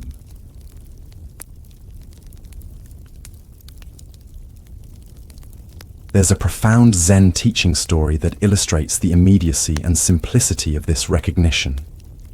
A monk asked Master Hogan, "I have heard that in the sutras it says that all sentient beings have Buddha nature. Is this true?" Hogan replied, "It is not true." The monk was shocked. "But I've read this in many sutras. Why do you say it's not true?" Hogan explained, "Because Buddha nature isn't something beings have. Buddha nature is what beings are. It's not a possession or an attribute. It's not something that can be gained or lost. It's what you already are." This story points to the direct, non-dual nature of our true self. Buddha nature, awareness, consciousness, presence, isn't something we have. It's what we are. It's not separate from us, not something to attain or achieve. It's our very essence, the ground of our being, available in every moment if we simply recognize it. And this joy is available right now, in this very moment. It doesn't require special circumstances or achievements. It only requires recognizing what you already are. The awareness that's been here all along, hidden in plain sight.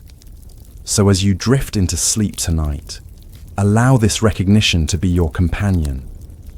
Rest as awareness rather than struggling with thoughts. Allow thinking to happen without getting caught in its stories and dramas. And notice the peace that arises naturally when you recognize what you are. Not a separate self defined by your thoughts, but the boundless awareness in which all experience appears. In this recognition, there's a profound rest, deeper than sleep, more refreshing than any relaxation technique. It's the rest of coming home to what you already are, to the awareness that's been here all along, to the peace that's your true nature.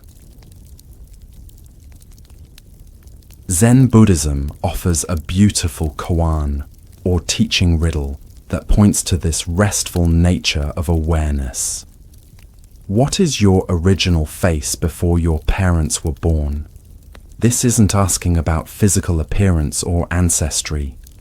It's pointing to what you are prior to birth and death, prior to all conditions and circumstances. The awareness that was here before the body, before the personal self, before all concepts and identities. This original face, this primordial awareness, doesn't come and go with states of consciousness. It's present in waking, in dreaming, and in deep sleep. Only in deep sleep thought subsides completely, and what remains is pure awareness, unseparated from its content, experiencing itself as undifferentiated peace and fullness. And from this rest, both sleep and waking life are transformed. Sleep becomes more peaceful, more rejuvenating, and waking life becomes more vibrant, more authentic, more aligned with what you truly are. Not because you've achieved anything special, but because you've recognized what's already here. The awareness that you are, the awareness in which all experience appears. As you journey through the night, remember that you are not your thoughts. You are the awareness in which thoughts appear, and this awareness remains present even in sleep, even in dreams.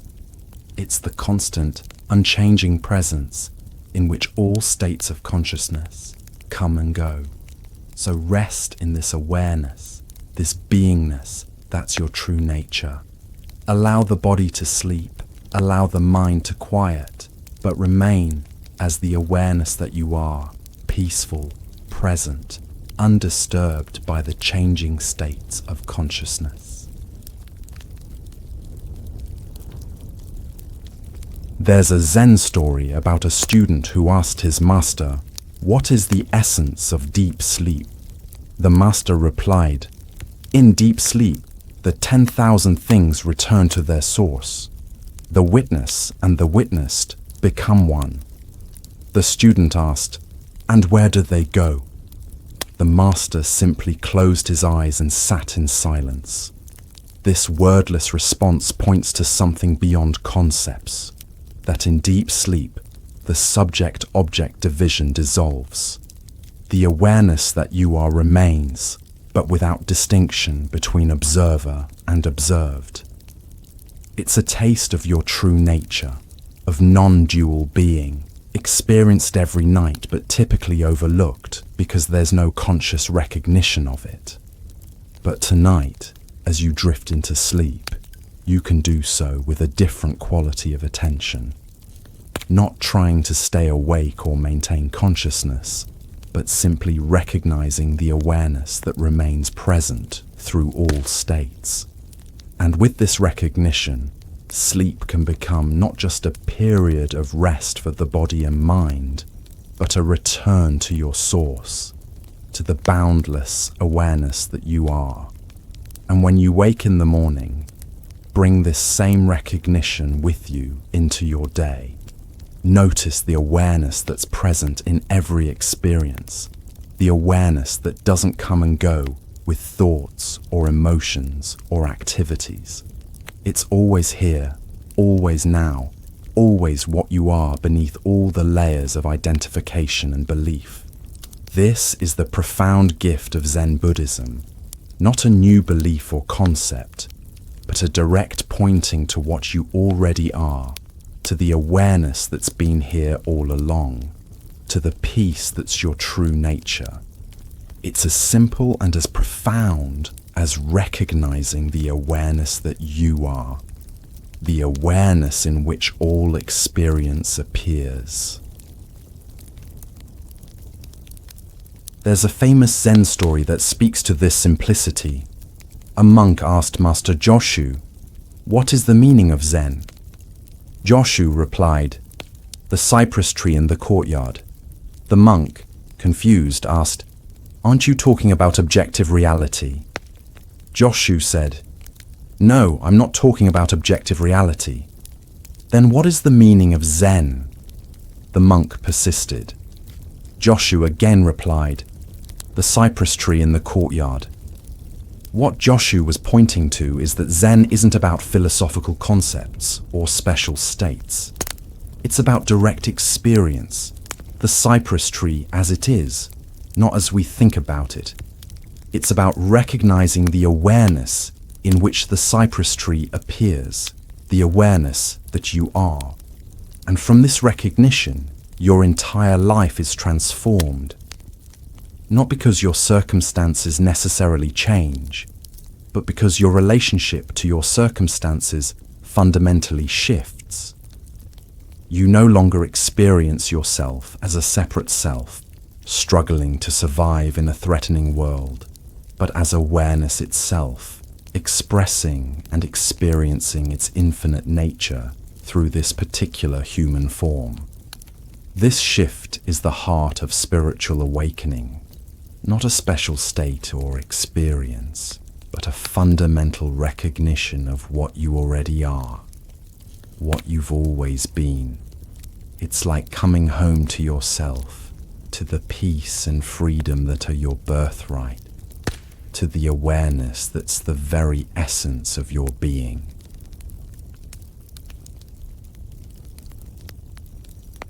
In one of the most profound Zen stories, a monk approached Master Huineng, the sixth patriarch, and said, "I have been practicing meditation for many years, but my mind is still not pacified. Please give me a method to pacify my mind." Huineng replied, "Bring me your mind, and I will pacify it for you." After a long silence, the monk said, "I have searched for my mind, but I cannot find it." "There," said Huineng, "I have pacified it for you." This exchange cuts straight to the heart of our exploration. When we look for the mind, for the separate thinker of our thoughts, we cannot find it.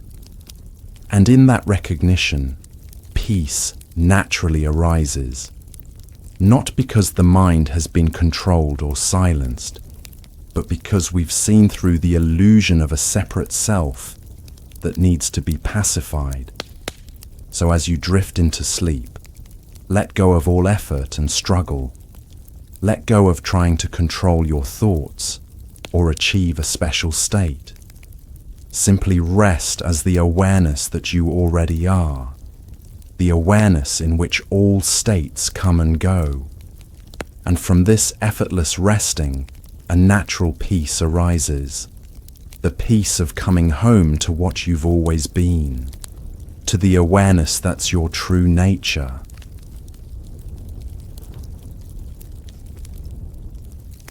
In Zen, there's a beautiful metaphor about polishing a mirror. We spend years polishing, thinking we need to make the mirror more reflective, more clear.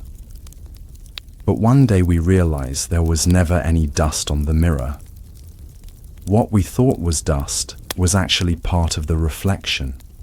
The mirror itself, awareness, was always perfectly clear, perfectly reflective. In the same way, we spend years trying to perfect ourselves, thinking we need to become more peaceful, more enlightened, more spiritual. But one day we realize there was never anything wrong with what we are. The sense of lack or imperfection was itself just another thought, another appearance in the perfectly clear awareness that we already are. This recognition doesn't mean we stop growing or learning, but it transforms the entire tone and feeling of our path. We're no longer striving to become something we're not. We're expressing more fully, more clearly, what we already are. And this shift brings a profound relief, a deep relaxation of the struggle that's characterized so much of our journey. So rest in this recognition tonight. Rest as the awareness that you already are, the awareness in which all experience appears. And from this resting, allow sleep to come naturally, peacefully, as another expression of the awareness that's your true nature. There's a Zen saying, the mind is like water. When it's turbulent, it's difficult to see. When it's calm, everything becomes clear. As you prepare for sleep, allow your mind to settle like water becoming still, not through effort or control, but through recognition of the awareness in which all turbulence appears. In the depths of sleep, in the quiet of dreams, in the stillness of dreamless rest, awareness remains. It's the constant presence in which all states come and go. And recognizing this awareness as what you are brings a profound peace. The peace of coming home to yourself, to the truth that's been here all along. This recognition doesn't require effort or achievement. It's not something you attain through struggle or discipline. It's what you already are, what you've always been. It's the awareness that's hearing these words right now, that feels the sensations in your body, that notices the sounds in your environment. And this awareness doesn't come and go with thoughts or emotions or activities. It's always here, always now, always what you are beneath all the layers of identification and belief. It's the constant presence in which all experience appears, waking, dreaming, sleeping, all states of consciousness.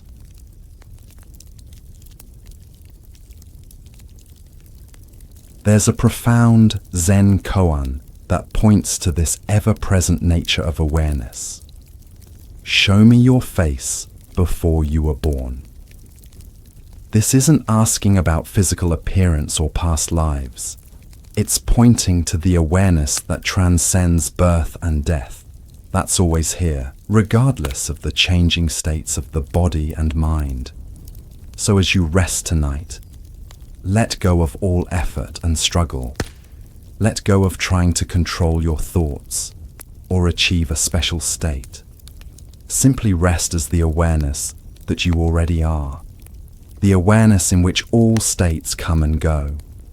And from this effortless resting, a natural peace arises, the peace of coming home to what you've always been, to the awareness that's your true nature.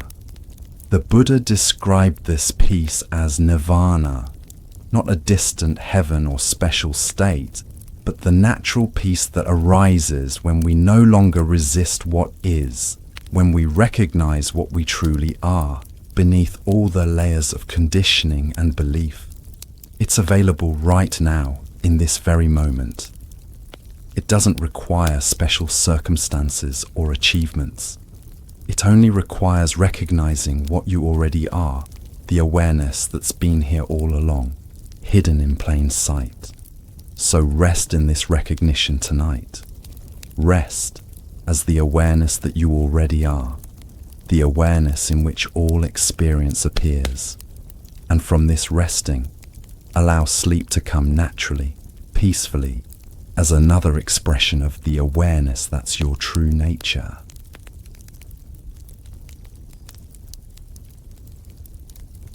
As you settle deeper into relaxation, notice how thoughts begin to slow down naturally. This isn't because you're controlling or suppressing them, but because you're no longer fueling them with attention and identification. When we recognize ourselves as the awareness in which thoughts appear rather than the thinker of thoughts, thinking naturally quiets like waves settling in a pond when the wind stops blowing. This natural quieting isn't something you need to make happen. It's what occurs spontaneously when you rest as awareness rather than engaging with the content of mind. And this resting allows for a deeper, more peaceful sleep. Not because you've achieved some special state, but because you've recognized what you already are, what's already here. In the Zen tradition, there's a saying, "The great way is not difficult for those who have no preferences." What this points to is that our resistance to what is, our constant wanting things to be different than they are, is what creates suffering and disturbance. When we rest as awareness, accepting what is without preference or resistance, a natural peace arises. This doesn't mean we become passive or indifferent. It means we act from clarity rather than confusion, from love rather than fear, from wholeness rather than fragmentation. And this clarity, this love, this wholeness is what we already are, the awareness in which all experience appears. There's a beautiful Zen story that illustrates this acceptance. A farmer's horse ran away, and his neighbors said, "Such bad luck." The farmer replied, "Maybe." The next day, the horse returned, bringing several wild horses with it. The neighbors exclaimed, "How wonderful!" The farmer responded, "Maybe." The following day, the farmer's son tried to ride one of the wild horses, fell off and broke his leg. The neighbors said, "Such misfortune." The farmer said, "Maybe." The next day, military officials came to draft young men into the army, but they passed over the son because of his broken leg. The neighbors said, "How fortunate." The farmer replied, "Maybe." This story reveals a mind that rests in awareness rather than being caught in the constant judgments and reactions of thought. The farmer isn't denying the reality of events. He's simply not adding the extra layer of mental evaluation, the good or bad, that creates emotional turbulence. He's responding from a place of equanimity, from the recognition that he doesn't know the full unfolding of causes and effects, and that what seems bad may lead to good, and vice versa. This equanimity, this peace amidst the constantly changing circumstances of life, is available to all of us when we recognize ourselves as awareness, rather than being identified with the content of thought. It's not something we achieve or attain. It's what we already are, what's already here when we stop resisting what is.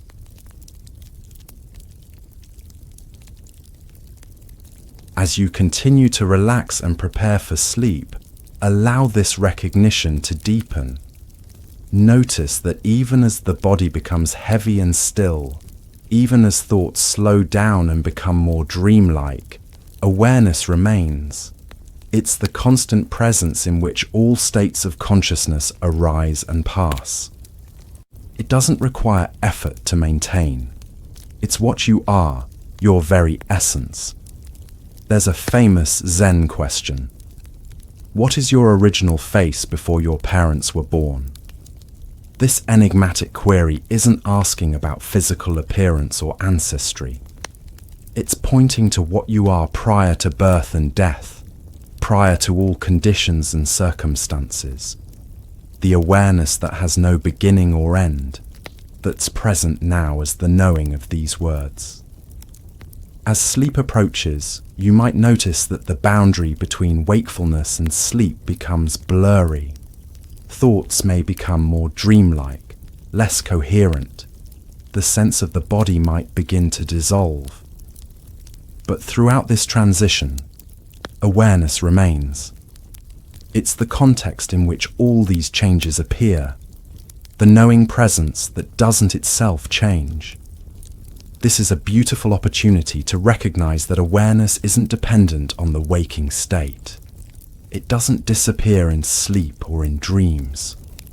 It's the constant presence in which all states arise and pass. And recognizing this continuity of awareness brings a profound peace and trust. The recognition that what you essentially are doesn't come and go with states of consciousness.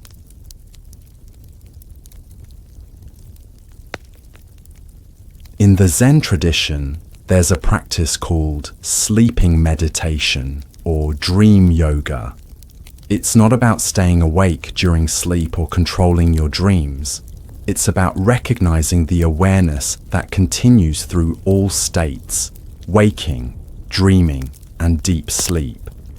It's about falling asleep with the recognition that you are not the body or the mind, but the awareness in which all bodily sensations and mental activities appear. As you drift towards sleep, you might notice moments when thinking pauses, when there's a gap between thoughts. In these gaps, awareness shines clearly, undistracted by mental content. These moments are like windows into your true nature, the awareness that's always here, always present, regardless of what thoughts are arising.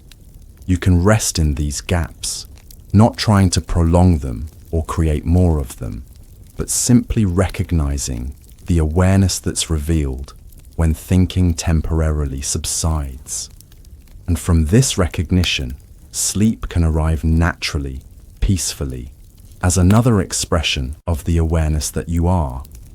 In deep sleep, thought subsides completely, and what remains is pure awareness, unseparated from its content, experiencing itself as undifferentiated peace and fullness. It's a taste of your true nature, of non-dual being, experienced every night but typically overlooked because there's no conscious recognition of it. But tonight, as you drift into sleep, you can do so with a different quality of attention, not trying to stay awake or maintain consciousness, but simply recognizing the awareness that remains present through all states. And with this recognition, sleep can become not just a period of rest for the body and mind, but a return to your source, to the boundless awareness that you are. There's a beautiful Zen saying, "When tired, sleep. When hungry, eat." This simple instruction points to the natural wisdom of the body-mind when it's not interfered with by the constant commentary and control of thought. When we recognize ourselves as awareness rather than being identified with thought, we can trust this natural wisdom.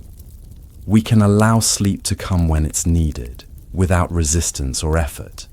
And as you drift into sleep tonight, allow this trust, this surrender, to be complete. Let go of all effort and struggle. Let go of trying to control your thoughts or achieve a special state. Simply rest as the awareness that you already are, the awareness in which all states come and go. And from this effortless resting, sleep will come naturally, peacefully, as another expression of the awareness that's your true nature.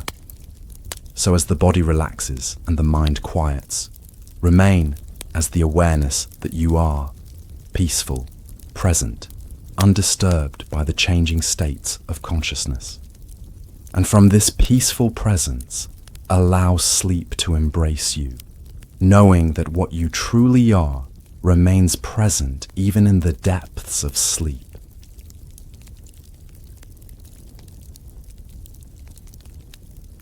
There's a Zen story about a student who asked his master, "What is the essence of sleep?" The master replied, "In deep sleep, you touch the ground of being. You return to your source." The student asked, "And where is this source?" The master said, "It is not a place. It is what you are." This story points to the profound opportunity that sleep offers.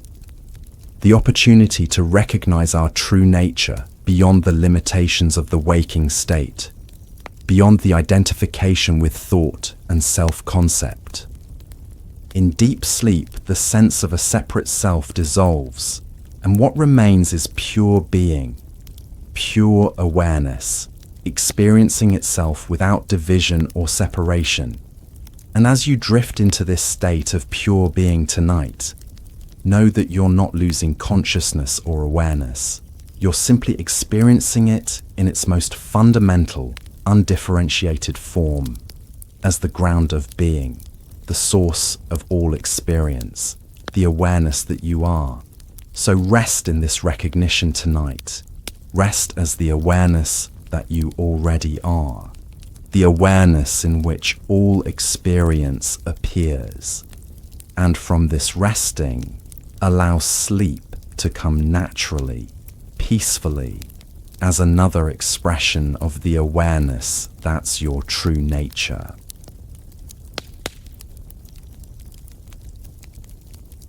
The great Zen master Dogen wrote, "To study the Buddha way is to study the self.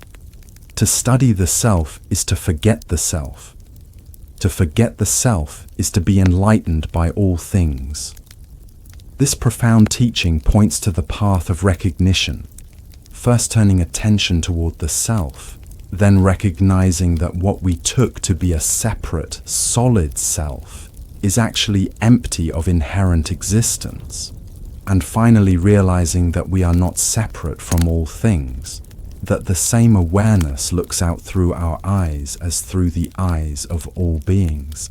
As you prepare for sleep, allow this forgetting of the self, this recognition of your true nature as awareness rather than a separate entity.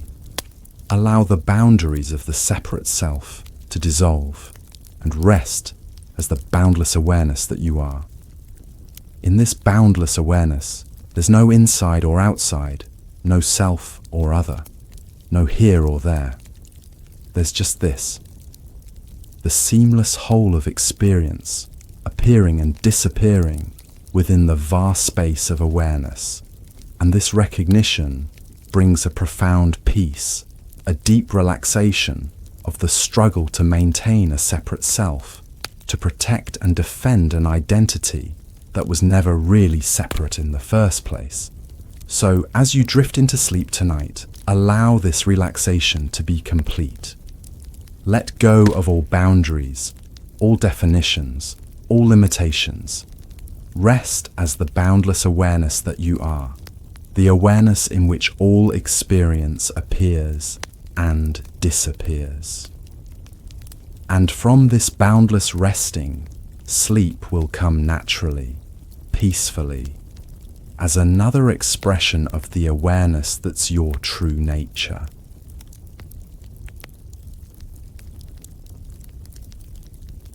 In the depths of sleep, in the quiet of dreams, in the stillness of dreamless rest, awareness remains. It's the constant presence in which all states come and go. And recognizing this awareness as what you are brings a profound peace, the peace of coming home to yourself, to the truth that's been here all along. This peace is your natural state, your birthright, what you truly are beneath all the layers of conditioning and belief. It's not something you need to acquire or achieve. It's what's revealed when all the layers of misidentification fall away, when you recognize yourself as the awareness in which all experience appears, rather than any particular appearance within awareness. So rest in this recognition tonight. Rest as the awareness that you already are, the awareness in which all states come and go. And from this effortless resting, a natural peace arises.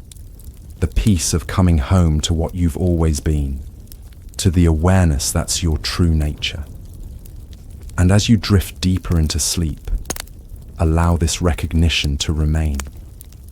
Not as a thought or concept, but as the direct knowing of what you are, the awareness in which all states arise and pass, the ground of being that remains present even in the depths of sleep.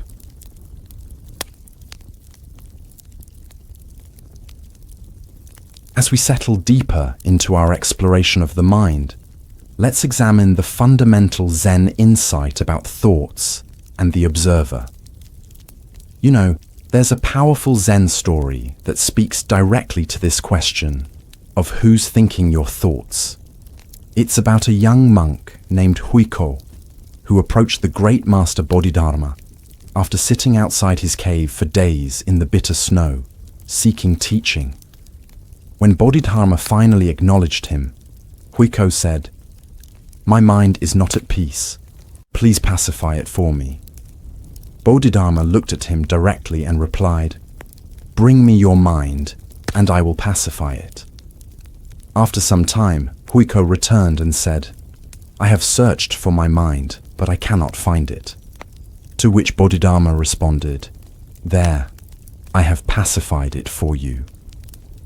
This story strikes right at the heart of what we've been exploring. When Huiko genuinely looked for his mind, for that supposed entity that thinks thoughts and experiences emotions, he couldn't actually find anything solid or separate. There was thinking happening, emotions arising, sensations flowing, but no separate mind doing it all. And in that recognition came a profound peace. This isn't just an ancient tale. It points to something you can verify right now in your own experience. When you look for the thinker of your thoughts, what do you actually find? Not a theory or a belief, but in direct experience. What do you find? There's awareness of thoughts. There's the content of thoughts. But can you actually locate the separate thinker that's supposedly producing them? Like Huiko, when we honestly look, we discover something startling. Thoughts are arising by themselves, spontaneously, without a separate entity manufacturing them. Just as your heartbeat happens without a beater, and your digestion happens without a digester, thinking happens without a separate thinker. It's a natural function of awareness itself. Another illuminating Zen story directly addresses this illusion of the separate thinker. A monk approached Master Joshu and asked, "What am I?" Joshu replied, "Have you finished your breakfast?" The monk said, "Yes, I have." And Joshu simply said, "Then wash your bowl." This response might seem mundane, even dismissive, but Joshu was pointing to something profound. Instead of giving the monk a philosophical concept about who he was, he directed him to the immediate, present moment experience, the simplicity of washing a bowl after breakfast. In that simple action, done with full awareness, the monk could discover his true nature, not as a separate thinker of thoughts, but as the awareness in which all experience, including thinking, appears. The beauty of Joshu's teaching is its directness. He's saying, don't look for yourself in concepts and theories. Look at what's happening right now. Your true nature is revealed in the most ordinary activities when they're experienced directly, without the overlay of conceptual thinking. This points to a central misunderstanding in our usual way of experiencing life. We think we are the voice in our head, the one who's supposedly doing the thinking. But that voice itself is just more thinking. It's another appearance in awareness, not the awareness itself. The commentary about experience isn't separate from experience. It's just another part of it. You might be thinking, but if I'm not thinking my thoughts, then who is? That very question contains the assumption that there must be a separate entity, a who, behind thinking. But what if thinking is simply happening, like clouds forming in the sky? The sky doesn't create clouds. They form based on atmospheric conditions. In the same way, thoughts arise based on countless causes and conditions, previous thoughts, sensations in the body, things you've heard or read, subconscious patterns, environmental stimuli, without a central director orchestrating it all. There's a powerful Zen story that beautifully illustrates this point. A student asked Master Shunryu Suzuki, "How much should I try to control my thinking during meditation?" Suzuki replied, "Leave your front door and your back door open. Let thoughts come and go. Just don't serve them tea."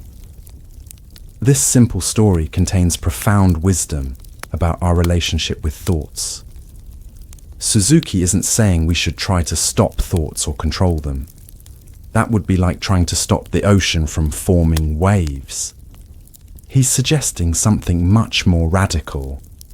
Allow thoughts to come and go naturally, but don't identify with them.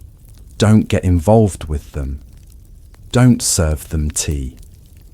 When we observe our thoughts without identification, without serving them tea, something remarkable happens. They begin to lose their compulsive power over us. We no longer feel compelled to believe every thought that appears or to act on every impulse that arises. We gain a profound freedom, not the freedom from having thoughts, but the freedom to experience thoughts without being tyrannized by them. This is especially important when difficult thoughts arise, thoughts of inadequacy, thoughts of anxiety, thoughts of judgment toward ourselves or others. When we recognize these as just thoughts, appearances in awareness rather than statements about reality, they no longer define us or control us. We can let them be, let them move through us, without becoming them. In the Zen tradition, this recognition isn't achieved through effort or control. It's realized through direct seeing, through looking at our own experience with honest attention. When we look for the thinker of our thoughts, what do we actually find? Nothing but more thoughts, more sensations, more images, all appearing in the space of awareness. And what's left when we see through the illusion of the separate thinker? Just this, the simple, undeniable fact of being aware. Not as a concept or a belief, but as the immediate reality of our experience. This awareness is not personal. It doesn't belong to anyone. Yet it's more intimate than anything we call mine. Let me share another Zen story that directly addresses this understanding. A monk asked Master Amun, "What is the self that's beyond all thinking?" Amun replied, "The mountains, the rivers, the whole earth." The monk, confused, asked, "But how can those be the self?" Amun said, "If you want to know the self beyond thinking, look at the mountains, the rivers, and the whole earth. That is your true face." Amun wasn't speaking metaphorically or poetically. He was pointing to the direct experience that awareness, what we truly are, isn't confined to the boundaries of what we call me. It's not limited to the body or the personal mind. It's the boundless space in which all experience appears, including mountains, rivers, and the whole earth. When we identify exclusively with our thoughts, we experience ourselves as a separate self confined to a particular body and mind. But when we recognize ourselves as awareness, the sense of separation dissolves. We still experience thoughts, sensations, perceptions, but we experience them as appearances within awareness rather than defining who we are. This understanding transforms every aspect of our experience. Thoughts no longer appear as my thoughts, but simply as movements within the field of awareness.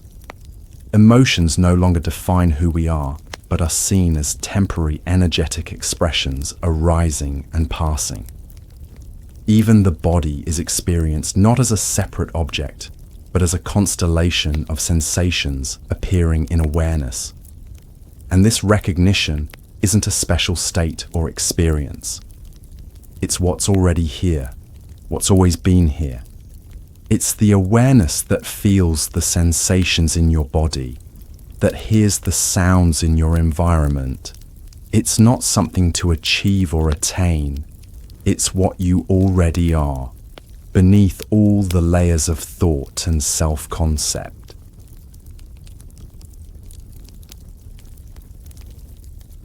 There's a beautiful Zen story about a student who asked his teacher, "Master, how do I enter the way?" The teacher asked, "Do you hear the mountain stream?" "Yes," replied the student. "There," said the teacher, "that's the entrance." This story points to the immediacy of awakening, the directness of recognizing our true nature. It's not something distant or abstract. It's right here, in the most ordinary experiences, the sound of flowing water, the feeling of breath, the sight of clouds moving across the sky. When we experience these directly, without the filter of our concepts and judgments, we recognize the boundless awareness that we are. This recognition doesn't require special conditions or experiences. It's available in every moment, while washing dishes, walking down the street, having a conversation, dealing with challenges, celebrating joys. It's not confined to special times or sacred spaces. It's the very nature of our experience, the awareness in which all experience appears. And from this recognition, our entire relationship to life transforms. We no longer experience ourselves as a separate self, struggling to survive in a threatening world, but as awareness itself, expressing and experiencing its infinite nature through this particular human form. We still experience the full range of human thoughts, emotions, and challenges, but we experience them differently, as appearances within awareness rather than defining who we are. And this difference makes all the difference.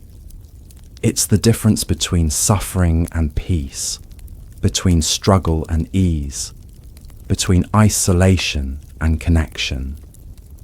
To better understand this shift in perspective, let's look at another powerful Zen story. A senior monk and a junior monk were traveling together. They came to a river with a strong current, where a young woman was waiting, unable to cross by herself. Without hesitation, the senior monk picked her up, carried her across the river, and set her down on the other bank. The monks continued on their way. After several hours, the junior monk, unable to contain himself any longer, said, "As monks, we're not supposed to touch women. Why did you carry that woman across the river?" The senior monk replied, "I put her down on the bank hours ago. Why are you still carrying her?" This story speaks directly to how thoughts create suffering when we identify with them. The younger monk was tormented by thoughts about rules, propriety, and his companion's actions. But these thoughts existed only in his mind. The actual event had ended hours ago.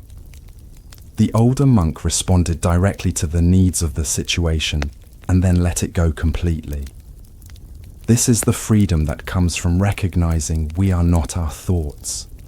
The freedom to respond appropriately to each situation without being bound by rigid mental constructs. The senior monk wasn't ignoring the monastic precepts. He was expressing their true spirit, compassion and service, rather than being caught in their letter. And this freedom is available to us in every moment. It doesn't require special conditions or experiences. It only requires recognizing what we already are, the awareness in which all experience appears, and allowing that recognition to inform our engagement with life. When we're caught in identification with thoughts, we're constantly filtering our experience through concepts, judgments, and beliefs. We're not seeing reality as it is, but as we think it is or should be. We're arguing with reality, resisting what is, creating suffering for ourselves and others. This understanding is depicted in one of the most famous Zen stories about Master Nanin, who received a university professor who came to inquire about Zen. Nanin served tea, pouring his visitor's cup full and then continuing to pour as it overflowed. The professor watched in alarm until he could no longer contain himself. "The cup is full. No more will go in," he exclaimed. "Like this cup," Nanin replied. "You are full of your own opinions and speculations. How can I show you Zen unless you first empty your cup?" This story directly addresses how our preconceptions and beliefs, our thoughts about reality, can prevent us from seeing what's right in front of us.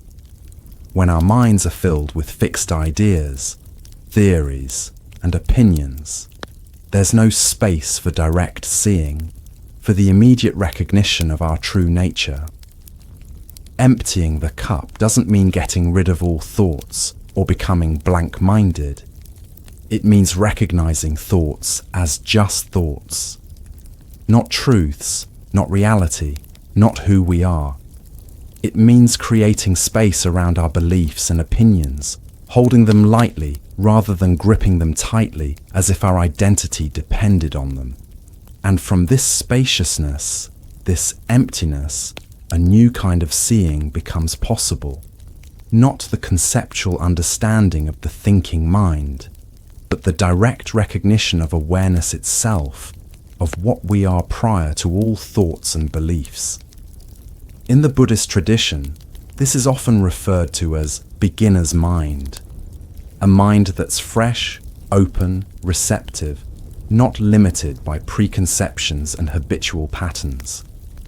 As the Zen master Shunryu Suzuki famously said, "In the beginner's mind there are many possibilities. In the expert's mind there are few." This beginner's mind is available in every moment. It doesn't require years of practice or study.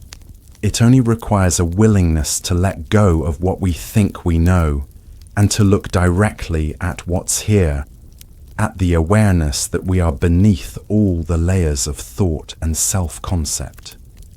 Another profound Zen story illustrates this point perfectly. A monk asked his teacher, "Master, I've been meditating for years but still feel caught in my thoughts. How do I free myself?" The teacher picked up a cup and asked, "Do you see this cup?" "Yes," replied the monk. "Is your mind separate from the cup?"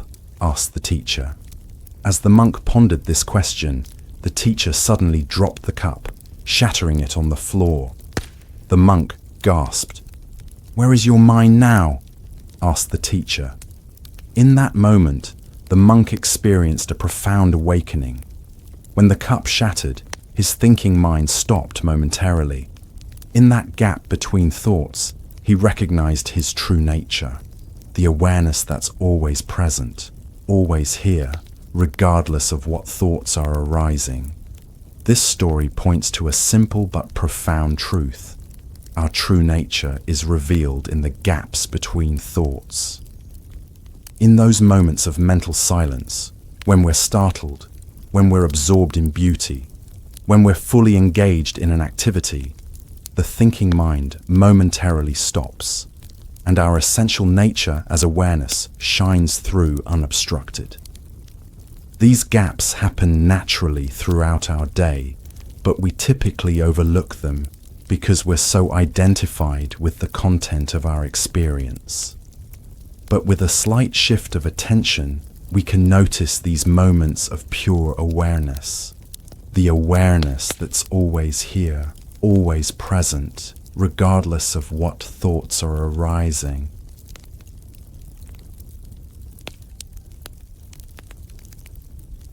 Consider another Zen story that directly addresses the illusion of the separate thinker. A student asked Master Banzan, "What is the most valuable thing in the world?" The master replied, "The head of a dead cat." "Why is the head of a dead cat the most valuable thing in the world?" asked the perplexed student. "Because no one can put a price on it," answered Banzan. This cryptic response points to something beyond all concepts and categories. Our true nature, the awareness that we are, cannot be measured, quantified, or assigned a value. prior to all judgments of good and bad, valuable and worthless. It's the ground of being from which all forms arise and to which they return. This awareness isn't something mystical or transcendent. It's completely ordinary, completely present, hidden in plain sight. This recognition doesn't require effort or achievement. It's not something we attain through struggle or discipline. It's what we already are, what we've always been. It's the awareness that feels the sensations in your body, that hears the sounds in your environment. And this awareness doesn't come and go with thoughts or emotions or activities. It's always here, always now, always what you are beneath all the layers of identification and belief. It's the constant presence in which all experience appears. Waking, dreaming, sleeping, all states of consciousness.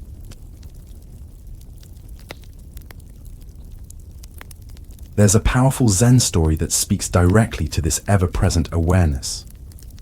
A monk asked Master Zhaozhou, "What is the way?" Zhaozhou replied, "Your everyday mind is the way."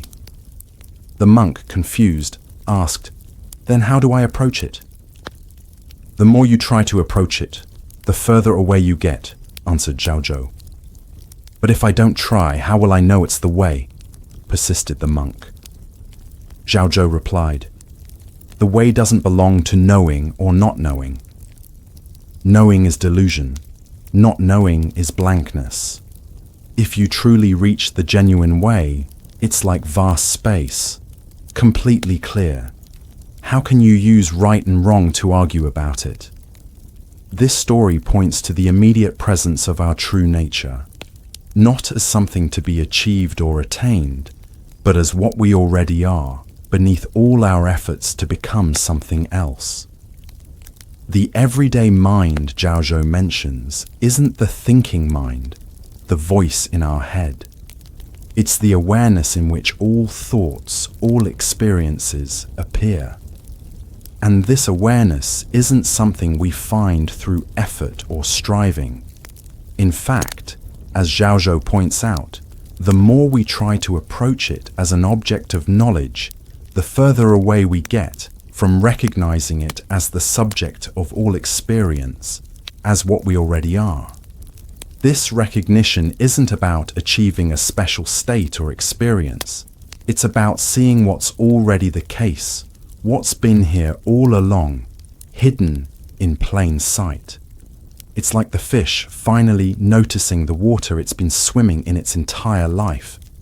The water was always there, always present, but unrecognized because it was so pervasive, so fundamental to the fish's experience. In the same way, awareness is so fundamental to our experience that we typically overlook it, focusing instead on the content that appears within awareness: thoughts, emotions, sensations, perceptions. But with a simple shift of attention, we can recognize awareness itself, the context in which all content appears. One more Zen story beautifully illustrates this understanding. A monk approached Master Dogen and asked, "What is Buddha?" Dogen replied, "The mind is Buddha." The monk asked, "What if we have no mind?" Dogen answered, "Then there is no Buddha." This dialogue speaks directly to the paradox at the heart of our exploration. When Dogen says, "The mind is Buddha," he's not referring to the thinking mind, the voice in our head. He's pointing to the awareness in which all thoughts, all experiences appear. What Buddhism calls Buddha nature, our true self. And when the monk asks about having no mind, Dogen's response, "Then there is no Buddha," points to the inseparability of awareness and its contents. Our true nature isn't something separate from experience. It's the very fabric of experience itself, the awareness in which all forms arise and pass. This understanding cuts through the common misconception that spirituality is about transcending the world, escaping from thoughts and emotions, or achieving some special state separate from ordinary experience. On the contrary, it's about recognizing the extraordinary in the ordinary, the sacred in the everyday, the boundless awareness that's present in every experience. And this recognition transforms how we relate to every aspect of our experience. Thoughts no longer appear as my thoughts, but simply as movements within the field of awareness. Emotions no longer define who we are, but are seen as temporary energetic expressions arising and passing. Even the body is experienced not as a separate object, but as a constellation of sensations appearing in awareness. This doesn't mean we become detached or disconnected from life. Quite the opposite. When we're no longer caught in the trance of separation, we can engage with life more fully, more intimately, more compassionately. We're no longer defending a separate self against a threatening world. We're participating in the dance of life as awareness expressing itself in infinite forms.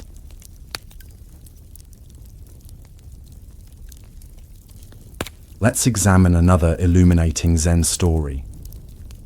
A monk asked Master Yunmen, "What are the teachings of a lifetime?" Yunmen replied, "An appropriate response." This cryptic answer points to something profound about the nature of wisdom. It's not about accumulating knowledge or beliefs, not about understanding concepts or theories. It's about responding appropriately to what each situation calls for, free from the distortions of our conditioned patterns and personal agendas. And this appropriate response isn't based on following external rules or imitating others. It comes from recognizing what we truly are and allowing that recognition to inform our engagement with life. It's not about trying to be a good person according to some external standard.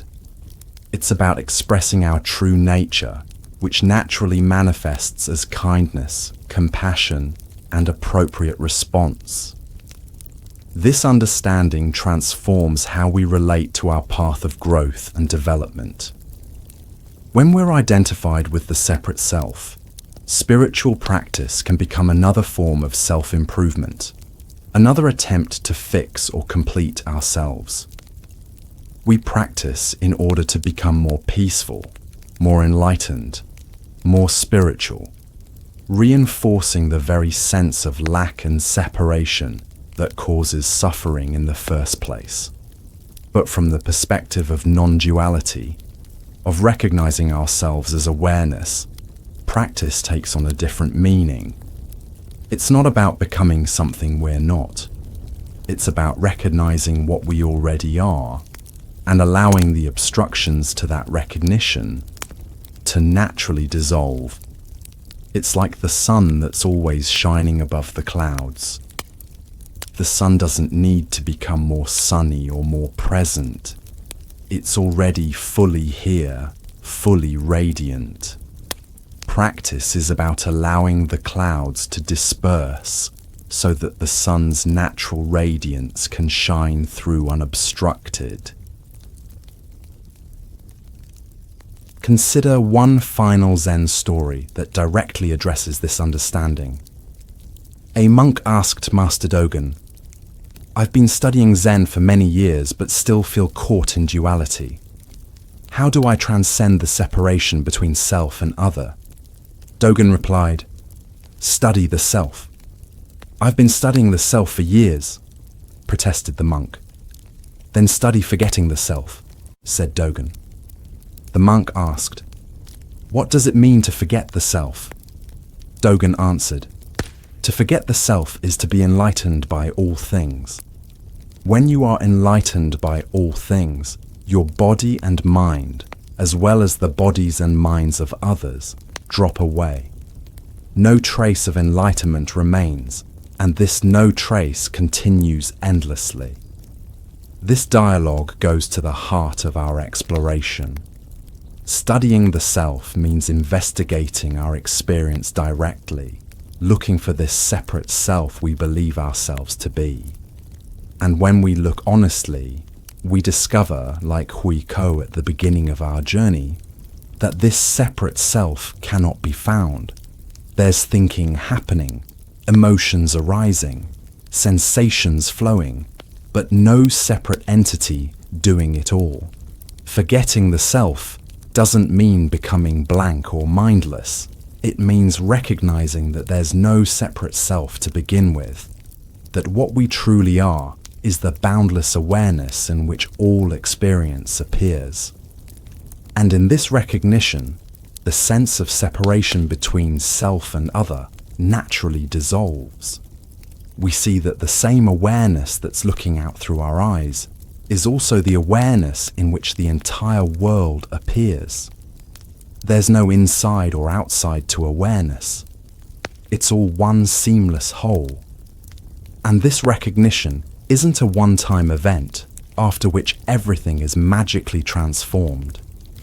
It's more like a continuous process of remembering and forgetting, recognizing and overlooking. We may have glimpses of our true nature, moments of clarity when we recognize ourselves as awareness rather than being lost in thought. And then we forget again, becoming reabsorbed in the content of experience.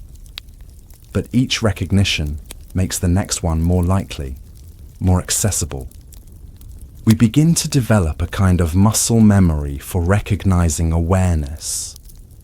And over time, these recognitions may deepen and extend, becoming more stable and pervasive.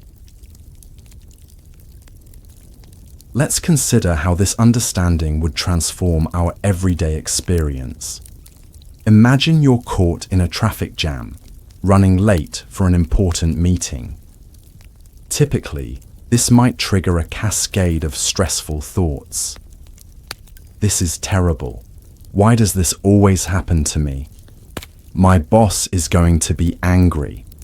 I'm going to look so unprofessional. When you're identified with these thoughts, you become them. Your body tenses. Your breathing gets shallow. You might grip the steering wheel until your knuckles turn white. You're not just having thoughts about the situation. You've become the situation. You're suffering, and there seems to be no way out except for the traffic to miraculously clear. But what if, in that moment, you recognize these thoughts as just thoughts? Not facts, not reality, not who you are, just temporary appearances in awareness. You'd still be in traffic, you'd still be late, but suddenly there would be space around the experience. You might notice the blue sky above, or the feeling of your breath, or the song playing on the radio. You might even find humor in the situation. This is the practical freedom that Zen points to. Not freedom from circumstances, but freedom within circumstances. Not the absence of thoughts, but a different relationship to thought. The traffic doesn't need to clear for your mind to clear.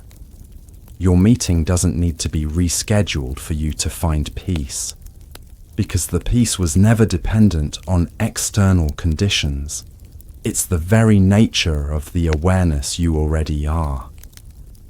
This shift in perspective doesn't require years of meditation practice, though practice can certainly help. It's available in any moment when we're willing to question our automatic identification with thought.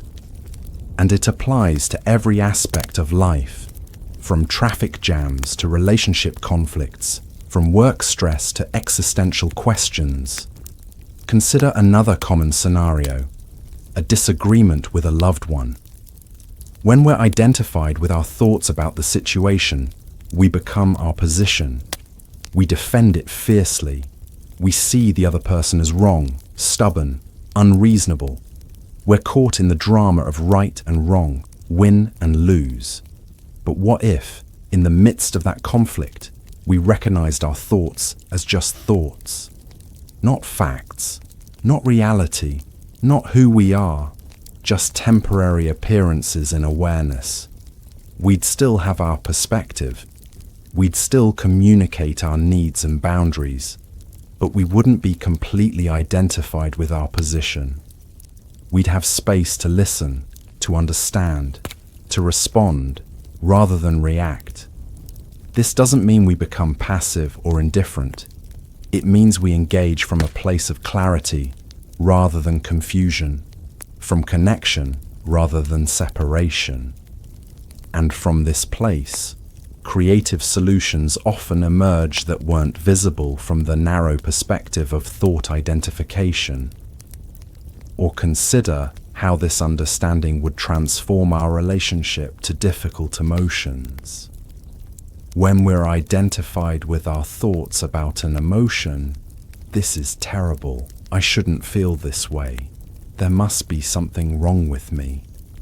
We add a layer of suffering to the already challenging experience. But what if we recognize these thoughts as just thoughts? What if we allowed the emotion to be as it is, without resistance, without the added layer of judgment and self-criticism? We'd still feel the emotion, but we wouldn't be defined by it or controlled by it. We'd have space to respond wisely rather than react compulsively. This understanding also transforms how we relate to physical pain and discomfort. When we're identified with our thoughts about pain, this is unbearable. Why is this happening to me? When will it end? We add a layer of mental suffering to the physical sensation. But what if we recognize these thoughts as just thoughts? What if we experience the sensation directly, without the added layer of resistance and narrative? The pain might still be intense, but it wouldn't be compounded by mental anguish. And in that spaciousness, we might find resources for dealing with the pain that weren't visible from the contracted state of thought identification. Even our sense of self becomes more fluid and less fixed. Rather than maintaining a rigid identity based on particular thoughts, memories, and beliefs, we discover an identity that's open, responsive, and not limited to any particular content of mind. We are the awareness in which all identities appear, not any specific identity itself. This doesn't mean we lose our individuality or our ability to function in the world. On the contrary, we function more effectively because we're no longer confined by a narrow self-concept. We can respond to each situation freshly without the burden of maintaining a consistent self-image. And in relationships, this understanding can be transformative. When we no longer identify completely with our thoughts and opinions, we can listen more openly to others. We don't need to defend our position or prove ourselves right. We can engage in genuine dialogue, learning and growing together.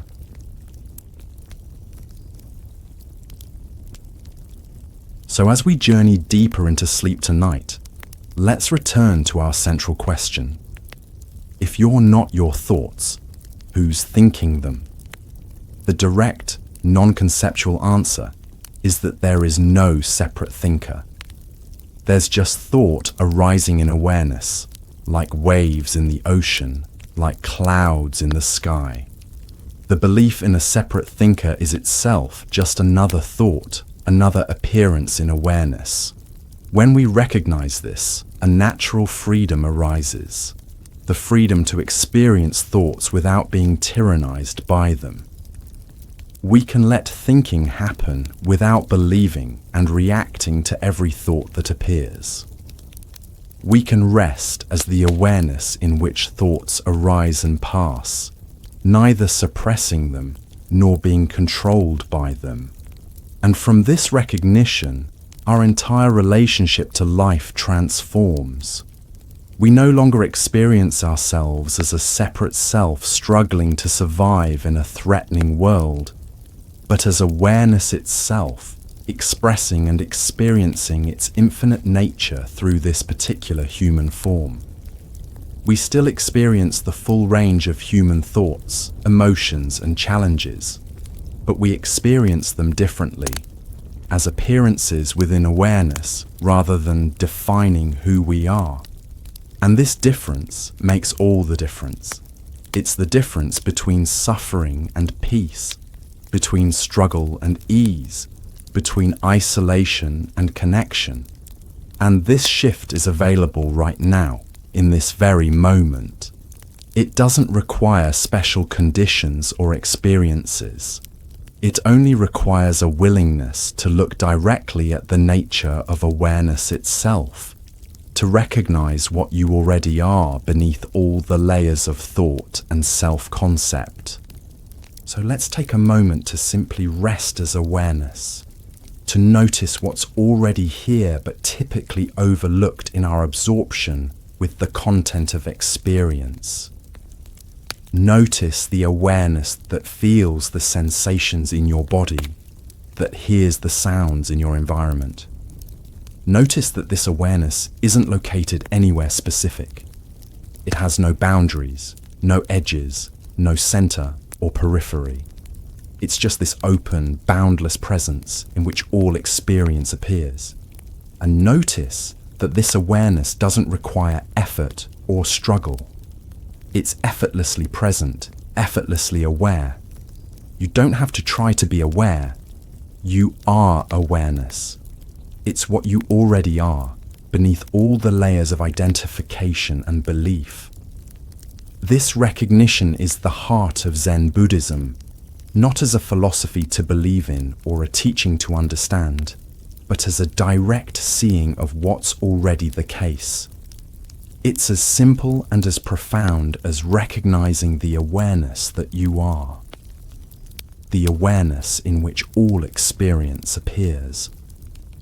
From this recognition, a natural ease and joy begin to infuse our life. Not the conditional happiness that depends on getting what we want and avoiding what we don't want, but the unconditional joy of being itself, of awareness expressing and experiencing its own infinite nature through this particular human form. And this joy is available right now, in this very moment. It doesn't require special circumstances or achievements.